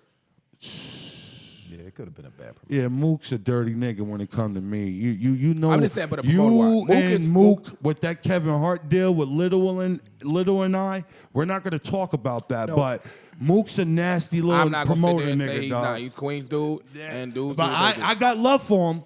But he a nasty nigga, and I fuck with him from a distance. You have to. We'll never do business again. I don't give a fuck what it is. But my guy. Yeah, I know your DNA. I know niggas like you from the street, so it makes sense. You know what I'm saying? What do you have coming up that people need to get to where they can get to know you as an artist better? I have the Black Squad album. That's with me, Hitman Holla, Charlie Clips, Nick Cannon. Is that out? Yes. What's the name of the album? It is called The OG Files. The OG Files? Yeah, because it's all produced by OG Parker. Yo, can I ask you a question? Why every time people always trying to shit on Nick Cannon like he cannot rap? It's just the stigma. It's that Khan started that with the Wild Now. No, snapping on him. I'm Not your supposed to do album. that. Not your album. Not All your right, album. but I turn around and go do a whole album with him, and the nigga kills it. Yeah, I mean, but it's y'all started but it's that. just that nigga. I mean, when me and him are battling, I'm gonna say whatever it is. It's a battle. But no, he's not the only one that says it. They all do Kevin teases him about it. Damon Wayans Jr. But that's where it with the started big head. That's not where it started from, nigga. Why you trying? Because you like Gigolo. Don't act like you don't like Gigolo. I do. I'm not, nigga. I'm a Gigolo. Every tour, every time we go on tour, I be like, Nick, boom, play Gigolo, man. Nigga, let's do another version of it. Yeah, I like the shit, but I can't do it now. R. Kelly's not around to do the album. R. Kelly, he's not I available. really think that Nick Cannon can rap, and he made everybody think you got to be talking killer, murder, fuck a pussy, and all that shit to be hard. Nah, nigga, just say some shit that's the OG tape. I'm bugging. the OG tape. The OG tape. Okay, I noticed. Black Squad. The OG tape. Nah, Nick can rap. What else? What else? Conceited. Yeah, that. They can catch you on Wildin' Out. Wildin' Out. All that. All that. The battles still. I'm actually in the midst of working on a cartoon with somebody. So I mean, hopefully, I don't want to just give away too much, Okay, but that's most okay. likely gonna be the one to really look out for. So The OG Squad tape. Look at that. A The thorough OG Squad you know. tape. see, I didn't even know the OG Squad tape. I thought it was the OG. When's it tape. come out? It's out. It's out. It came out. It came out. 14, No, that's the wrong one. December 14th of last year, right? Yeah. Oh yeah, that one. Because we have 2 or 3 mixtapes before that, and then that one, that's the official album on iTunes. Get that litty. Fucking so and you got a cartoon that's going to be coming out later. You got your Wildin' Out episodes. When does the new season? It's on now. Every Friday right now, 3 episodes every Friday at 8/7 Central. 3 episodes, brand new. Boom, boom, boom. We still pumping out joints from season 12. So Yeah. Wow. So yeah, that's awesome, man. Rip, is what's going on with you that you want to shout out that's going on? Well, of course, I got we got the Wild Now show that I'm on with Conceited, of course. That's just pulled a woman's teeth out, so it's always gonna be some Rip stuff. Yeah, you gotta look at that footage just pull the because I was like, Nick, you like them older, so I got you a special treat. She's really, really old and she can't even take out her teeth. So I took the teeth, ran up to Nick, put the teeth in Nick's mouth. And Get he the got fuck mad. outta Yeah, here. It's like going crazy. Is that up there? If you go on Instagram, it's right up there. It's everywhere. Like, if you know me on Wild 'N Out, from the Wild On tour, like, I've been the wild character. Everybody has a persona, and I've always tried to be, since the tour, the person that does it the wildest. Would you be like, Rip, that line? Hey, yo, didn't don't you cross throw me. glitter in some little Asian kid's face on the show or something? Powder. I've done everything. I remember you told me you would. Rip, tell them how you got on Wildin' Out, man. Well, it's first, two things happened to get me on Wild 'N Out. First of all, Jimmy Martinez had an audition for Wild 'N Out, and he went the day before and got that. And he was like, No. I think we went the same day. The same day. We went the same day, and let me just prep the story a little bit so you can. No, I got you. Hold on, because the truth of the matter. All right, go ahead. Okay, so Jimmy, again, like with the recording, him or her, I had been doing. The very first time I got to Wild 'N Out, it was because Spanky Hayes told me he was gonna get me in, and he was like, "Yeah, Rip, come down." He was at Mocha's, and I was like, "I got you. Put you on the list." I got there, Spanky had me on no list, and I looked crazy. I came down with a girl and everything, and I was standing at the door, and they was like, there was no list. And I know being on the show now, going back, that he didn't even think about putting me on the list. They walkie-talkie upstairs. You know how they walkie-talkie, and they'll tell you, like, your guest is downstairs. Yeah. I guess he dubbed me immediately because they was like, no. And I was standing outside, and I did the warm-up for Guy Court and all these different shows so long, and the director came out, and he was like, Rip. I was like, yeah, I was supposed to be on the list, but I guess I'll go home now. And then they was like, okay, cool. You could come in. And then when I was there, Jack Thriller and Shantae Wayans was. Hey, yo, don't mention that bitch-ass nigga name on this show. Okay. He don't Shantae get no Wayans. light. So Shantae Wayans. Oh, he a whole nigga. Jack Thriller, a whole nigga. He a Harvey Weinstein, nigga. Oh. He bully bitches to fuck his ugly ass, or else he'll shun them. He bullies them with his position in the game. No bitch is fucking Jack Thriller just to fuck him. Get the fuck out of here. Unless she's down in her rent. Nobody fucking Jack Thriller because he's cute. Go ahead, Rip. Oh, okay. So I guess I'll go back to projects. Wow. No, I'm just playing. Wow. So I was doing a warm-up for the side, and I got in there, and I ended up working with. Hold on. And Jack Thriller, I dare you to rebuttal, nigga. I'm ready to drop a video I got on your bitch ass, nigga. Oh, yeah. The world is ready for this video, nigga. Play with me. Fucking hoe, nigga. Go ahead. So I'm at church, and my pastor. I was about to say kumbaya. No, I'm just joking. So anyway, I did that, and I'm working for comedians and punching up some of their stuff, and then doing the warm up. So that got me to do warm up for it, right? So I'm doing warm up for all this time. For like, you remember me doing a warm up for the Wild 'N Out thing, and they wouldn't put me on it. So I was doing a warm up, and so then Jimmy was like, "Hey, Rip, guess what? I got an audition for." And he was like, "I got an audition for Wild 'N Out," and I was like, "Jimmy." The production, Shelby was like, "Hey, Rip, Nick saw you doing warm up. Would you like to come in for an audition?" But didn't give me a date. And was like, I was like, cool. So Jimmy met me on 125th Street, and Jimmy goes, "Hey, look, Rip, I'm doing a Wild 'N Out audition tomorrow. I was like, yeah, Shelby reached out to me and said, hey, I'm going to do one, but she never gave me any date. And Jimmy said, fuck that. I'm calling Jason now. You're going tomorrow.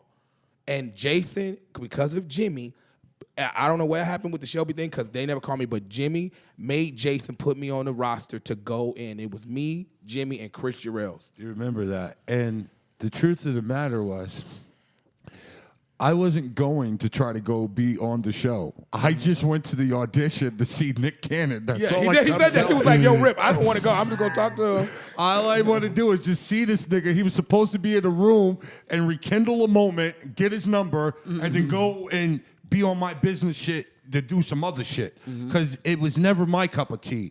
And he was trying to teach me how to do the rap joint and all this shit on that way. I was like, dude, let's just stop. I'm not going to do it. And little Chris Jarrell almost made it. That was awesome, and that fell through. But when you went through, I loved what you did. I love what you did, man. Like, you tell me some stories of the help that you do for people with your opportunity. Like, my whole thing about this business is that we've got to help each other, because you don't know when you're going to fall off your horse. And if someone else is still galloping on their horse, they can double back to get you and put you on their horse until you find another horse to ride on your own. So it's best to help each other on our way down. Justina's got a tour coming up. And I may have talked about the etiquette of her behavior, but listen, I said I did some stuff. I did some research on her, and she bodied the fucking freestyle on Sway in the morning, And my niggas, so I'm not gonna sit here and try to take anything away from her talent. I encourage you guys to go and support her, find out about who she really is, and try not to get turned off about the persona, because and try to find out who the real her is. But she has a look, and I think she's super talented, and she has a tour that is starting in March. Did anyone actually get the dates? It's a tour starting in March, and when you meet Justina, to her own justice, will take a picture with every fan. She will always stay out there. She will sign autographs. She is so personal. I get with that from fans. her. She is so personal with her fans, and she is personal about getting the light. And when you see Can that I part can of her, I can I say something else? Cause I'm a real nigga, man. I gotta say this. When Shorty Wop hopped out the whip, there was a bunch of niggas walking by, and they shouted her out with nothing but love. And you know what? She shouted those niggas back out with nothing but love and like engaged them and was talking with them. yeah, she would have stood there. And You took a picture understand with what each I'm one of them. saying? No one asked for a picture, but it's like one nigga lingered back to talk. Her man was in the car and all that. You know, I know that nigga must be about to murder somebody out here. I wish these niggas would fuck my dick. They're mine. I got the dog with me today, nigga. You got to put a more Boston swing on it from Boston. But yeah, from Boston, he probably know Boston Joe, Boston man. Joe. Slime and those niggas. But if you see her out on tour in your city, go and support that. You have to support the art. It inspires the next wave. And just because she was a dick with me doesn't mean that she's going to be a dick with you.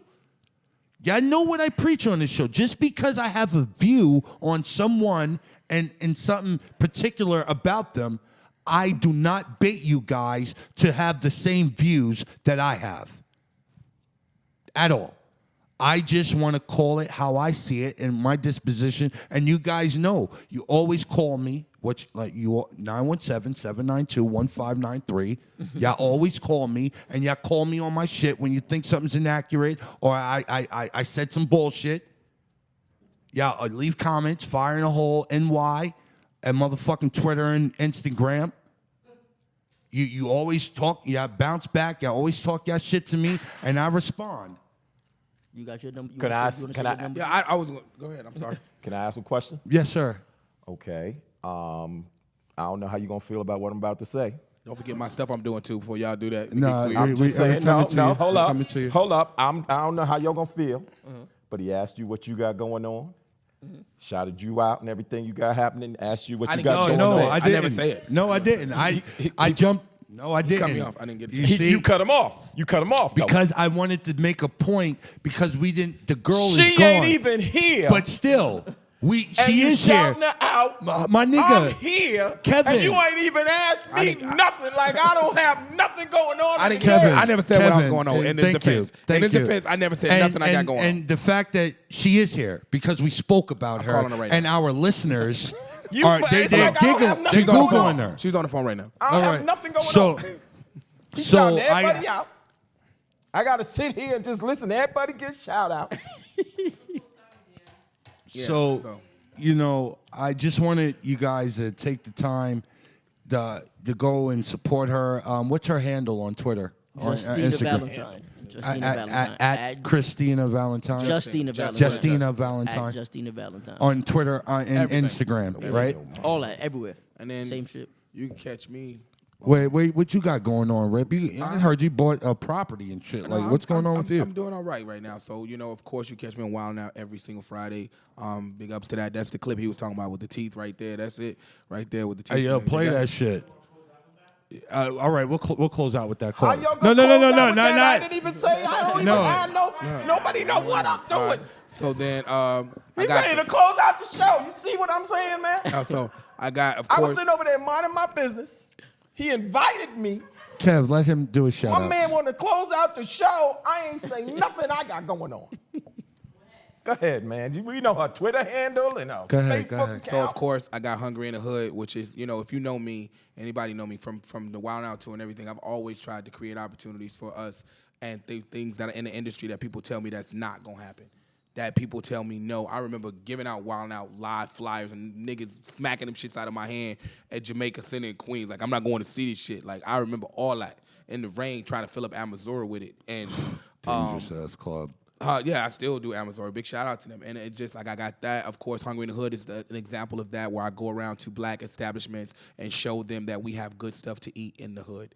So it's a great show. I show them that we got great restaurants, because a lot of people perceive us as bulletproof windows. They don't perceive us as the infusion. They don't know that we have Instagram chefs that go out. We have trap kitchens where people actually cook, and then they tell you where the food is, and you go pick up that. So if you watch Hungry in the Hood, I have that. Of course, you know I did the ripping with the Rams, and of course I have my new show with Cardi B and Mac Wiles, the Off the Rip, that Jimmy was a part of too. No So doubt. you can look out for that. And we got your joint, your own podcast Yes. coming here at the network at Yes. motherfucking. And the most important, I got Off the Rip, and then you got the podcast with Raw Authentic. That's gonna be super dope in the movement and the tour. We're trying to take that to a whole another level of, and I've been doing April Fool's, Jimmy. You know me. I've always been a person that go against the grain. Can I tell Hold an up, April watch it. Fool? Can I tell? Hold up. I'm gonna let you do it, but I've always. Did this happen? Something happened?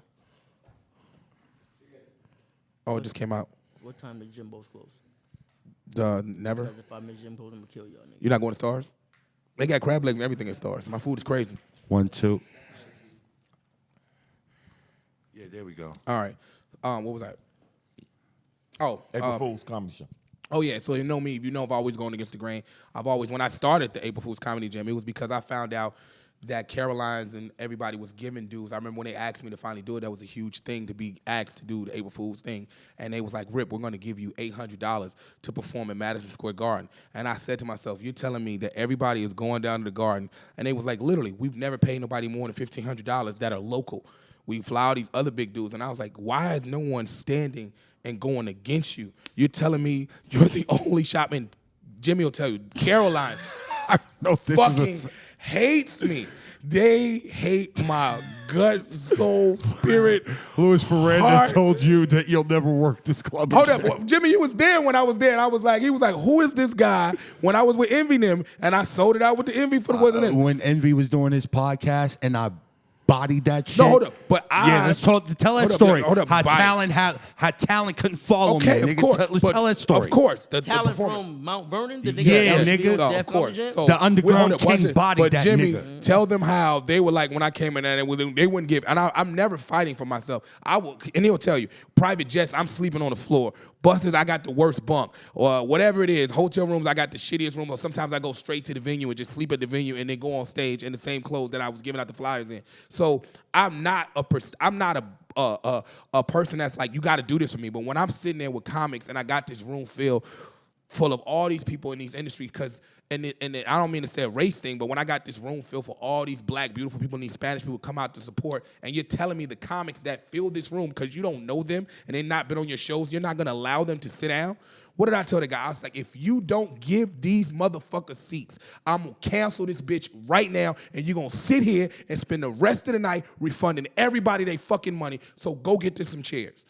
He did say that. I was right there, and I was so furious with you talking to Chris like that. I was so furious with you. But This shit is filled on the back of Rip because I got Envy into doing comedy and all that stuff. That's Ed a Lover fact. into doing comedy. I'm to create this brand and tell Envy, this is where we should do it, and to get treated like that and have major hype there, you there, and all these comics. Hey, yo, hold on, Rip.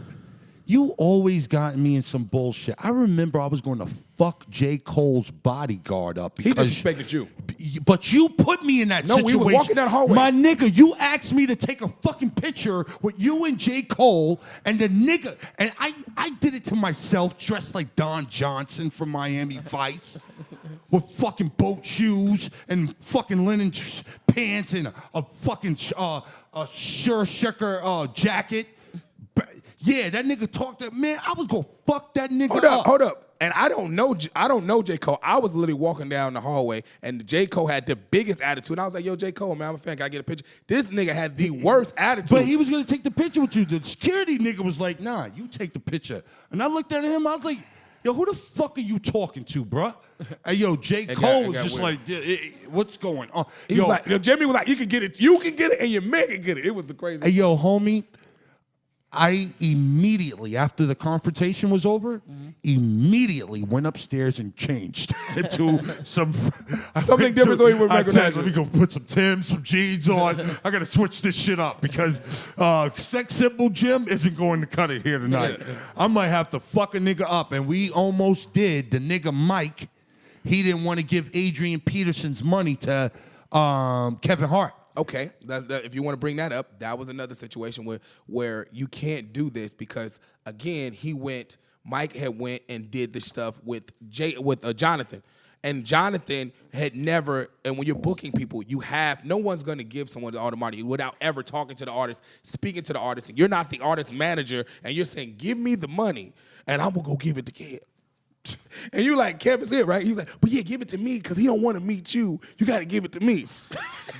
So you didn't know that's what happened. So Mike is like, yo, dude, I'm not giving you this money. I've already sent you a deposit with a contract between me and you, and I'm not going to give Kevin the rest of his money unless I see Kev or some Kev representation. So then when Jonathan's like, it don't work like that. It don't work like that. And he goes, look, dude, either you take me up there to meet Wayne because Jonathan was trying to keep the two separated so he could be a middleman or whatever he wanted to instead of having the meeting or like he's supposed to do so you could back out and get whatever you're supposed to get from that situation. No, that's it. You got to step aside. You got your one off. That's all it's going to be. Anything else, you got to work out with the manager. Facts. So that's what created the conversation and confrontation with Mike because Mike was like, yo, I need to see the manager.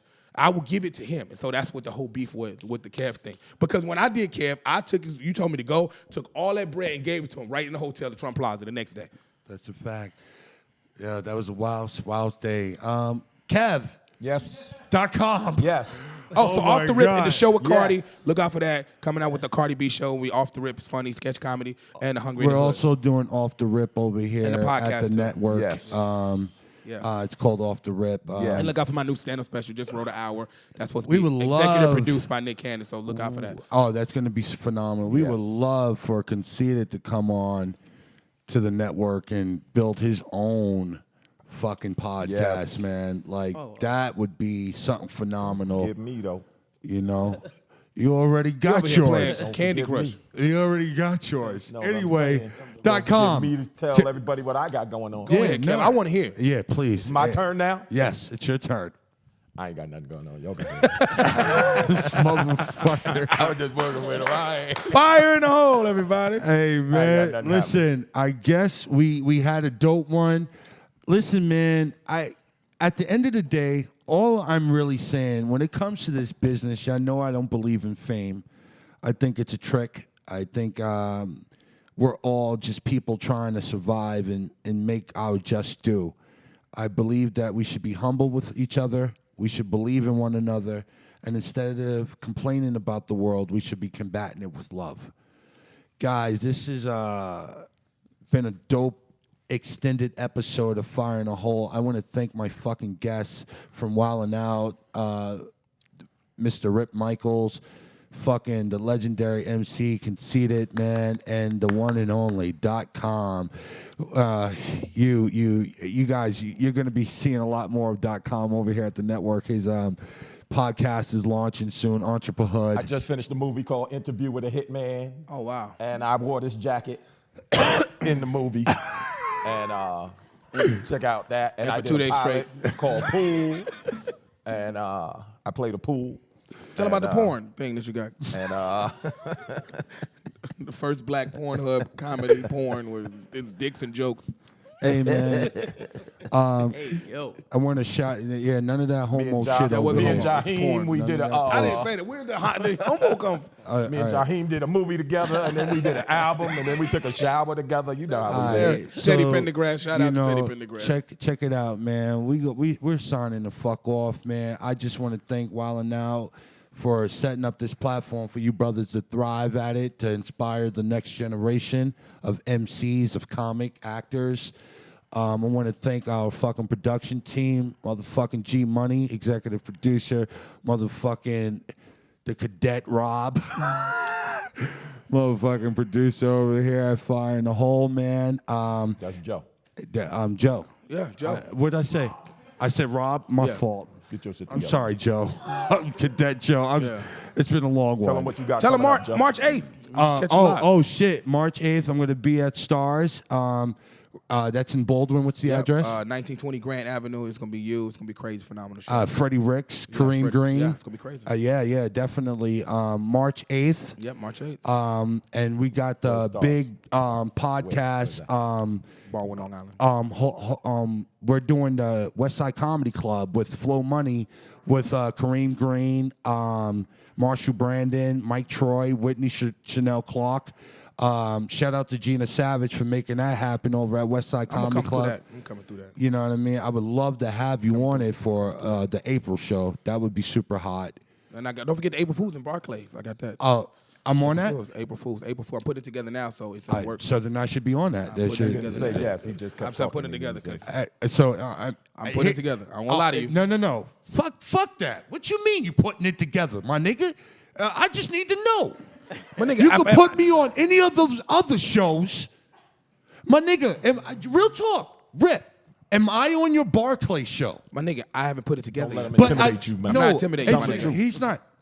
But I just need to know, Rip, because I remember 4 years shit, ago, see? and Bass is my witness. We were signing You off. told signing me that we're doing Barclays this year. We didn't do it. and Hold you up. But we did. Hold up. We did Amazon, and you were on it. No doubt. That You did Amazon's at last No, April that- Fools. You did it. The last April Fools I had it at Amazon NYC No, Arena. no, that Yes, you was did. hood comedy, my nigga. No, you did April Fools there too, because that's what, not the what's the name thing, but the other time you did April Fools and you was like, thank you, Rip. And we talked about the spot and you was like, well, put me in a better spot next time. That was the April Fools. No, my nigga. I will that show was- you the April All Fool's right, show footage. me the Thank you. April Fool. But what the fuck does that got to do with Amazara, the most dangerous club in fucking I will Queens? not, hold up. First of all, okay, I'm big shout out to asking you- Amazon. Hold up, big shout out to Amazon because venues for me never mean shit. So I'm not a Barclay. The Barclay, the shit don't mean shit to me. The Radio City Music Hall Okay, shit. but- fuck all those other venues. I fuck with NYC Arena. They have put me on, and fuck the Barclays. You hear me say that? Fuck Radio City. I don't care about that. I put my shows where the people come out, and if I'm blessed enough to do some other stuff, that value doesn't mean nothing. All to me. right, but you still didn't answer my I'm question, sorry to get on a my tangent. nigga. I'm about supporting, black You still didn't businesses answer and my stuff. question. I don't Am know I who on was your the April final. Fool show? I'm never gonna lie to you, so no, I can't. I don't know until I put it together. So I'm putting it together. There's no flyer yet. There's nothing. So let me put it together. But hold up. So what exempts me from being on your April Fool show? When you do a big show, because we signing off. When you do a big show, and Kev will vouch for this. Watch this. When you do a big show, I don't answer. bring me down. Watch this. When you do a big show, like something You like already mad at Stars, me. I can do whatever I want to. When I do a big show, people tell me who they want, what they want, and I can only recommend after that. Oh shit. Oh shit. That never changes. Bro. Oh shit. How many cast members ask to be on the Wild Out tour? Here Do it they not goes. ask that daily on We on the Set? Here we Why go. the fuck am I not on the Wild Out tour? I've been on Wild Out for 10 seasons. I'd be like, sorry, can't do nothing. Right or wrong? Yo, Rip. Niggas that we see every day. Hey, yo, Rip. Yeah. I'm telling you right now, my nigga, and I'm gonna keep it a stack with you. Oh shit. I'm telling you right now, Have my you on that nigga. fucking stage, I see any motherfucking local niggas Oh shit. on that shit. None of these niggas put you in position, my nigga. my nigga. No. Hear what the fuck I'm saying. My nigga, I see any of these local niggas, I'm not in the mix, I'm gonna feel a major way. Watch this. I forgot to mention Watch I'm this. doing Now watch this. It If is doing you the see, Barclay watch Wildin' Out this. If you show. see a local on the show, nigga, Jim, I forgot to if tell you you. see a I'm doing local the nigga show. on the I show, don't give a shh. fuck if they ask for them or not, Hold my on, watch nigga. this. If I don't you give a see- fuck about it. I Hold see up, hold on, Joe let me talk. Kelly, Watch this. True Frazier, Watch this. or corny ass Rob fucking Stapleton, or fucking talent. Any of these niggas on that show, watch. Hold up. Watch this. Watch. Watch Oh, this. shit. And I'm going to say this on your podcast. Yeah. If you see a local nigga on my show Other than me. and it's not fucking Jimmy Martinez, because everybody you name has shit on me in every way and we ride together, yes. 1,000%. 100. Yo, my nigga. Right there on the thing. You heard it. My nigga, yo, Rip. Heard it. I need to be on Heard that it. show, my you nigga. heard it. You heard it right here. No. But don't you heard me and try to wrap me up on my No, show. I did not rap you. What I I'm just said I saying is co-signed this. what you said. I need to be on that show, so there needs to be heavy consideration. I'm as funny as any of these niggas in this town. The brand, homie. Do it for the real ones. Let some real niggas talk. I know you're going to go and get TK Kirtland. This nigga TK took a picture with me and a whole bunch of other niggas out at the Comedy Store. This nigga, I called that nigga one time for the flick. Never sent it. Do you think I'm going to call you again, nigga? Like I'm a hoe? Get the fuck out of here, TK. Keep the picture, nigga. You got a picture with me now. But I'm telling you, bro, I should be in heavy consideration for your show. Shout out to my nigga TK with the double barrel nose. That's fucking hilarious. Nah, he says that all the time. He was snapping on me one time, and we was in Boston, and I came back with that shit and shut him whole. He talks about it every time he sees me. The funniest story with TK is when I bombed in front of him one time. That nigga came up, and he said, "Listen, brother, I can't wait to see you in 6 months from now." I remember you told me that story. Hey, yo, my nigga, you was hosting some shit on Fridays on 116th Street and 5th Avenue. TK bombed. And I walked up on him and I said, "Hey, you hear me, King? I cannot wait to see you 6 months from now." I'm done. That's Nigga hilarious. looked at me and laughed his ass off. Like, you. I said, facts, man. Listen, man, I'm really loving what you guys are doing. .com, you sure there's nothing else you want to promote? I didn't want to start nothing, but he did put me on that show.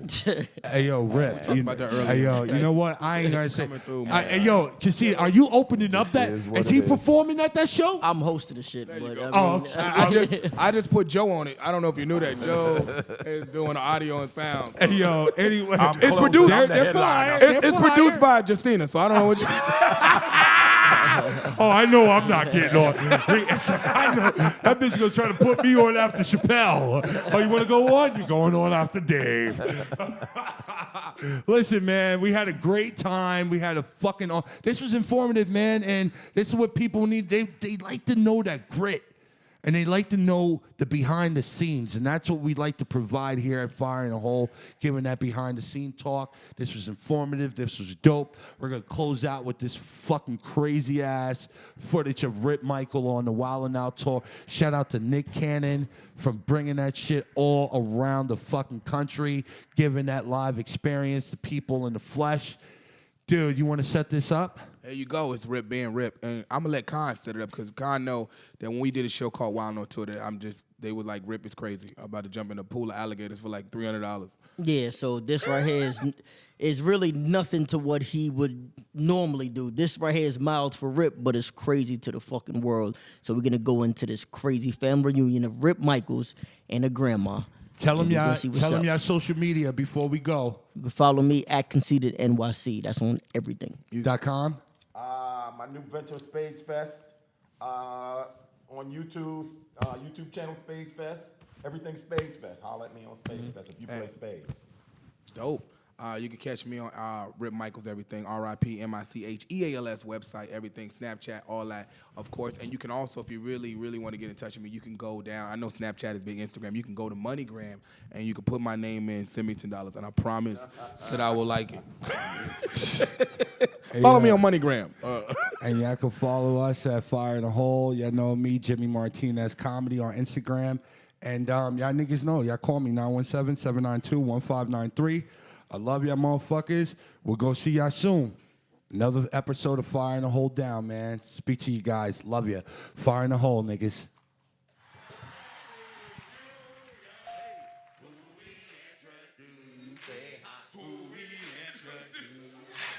This is my uncle and his wife Shanice. When the police come around, her wig is where I hide my weed.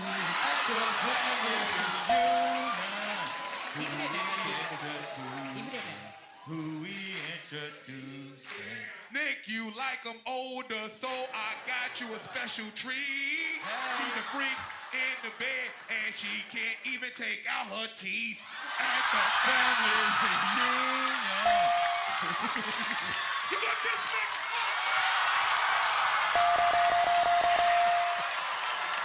He put her teeth in my mouth.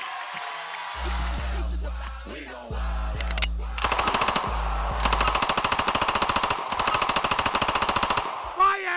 ha!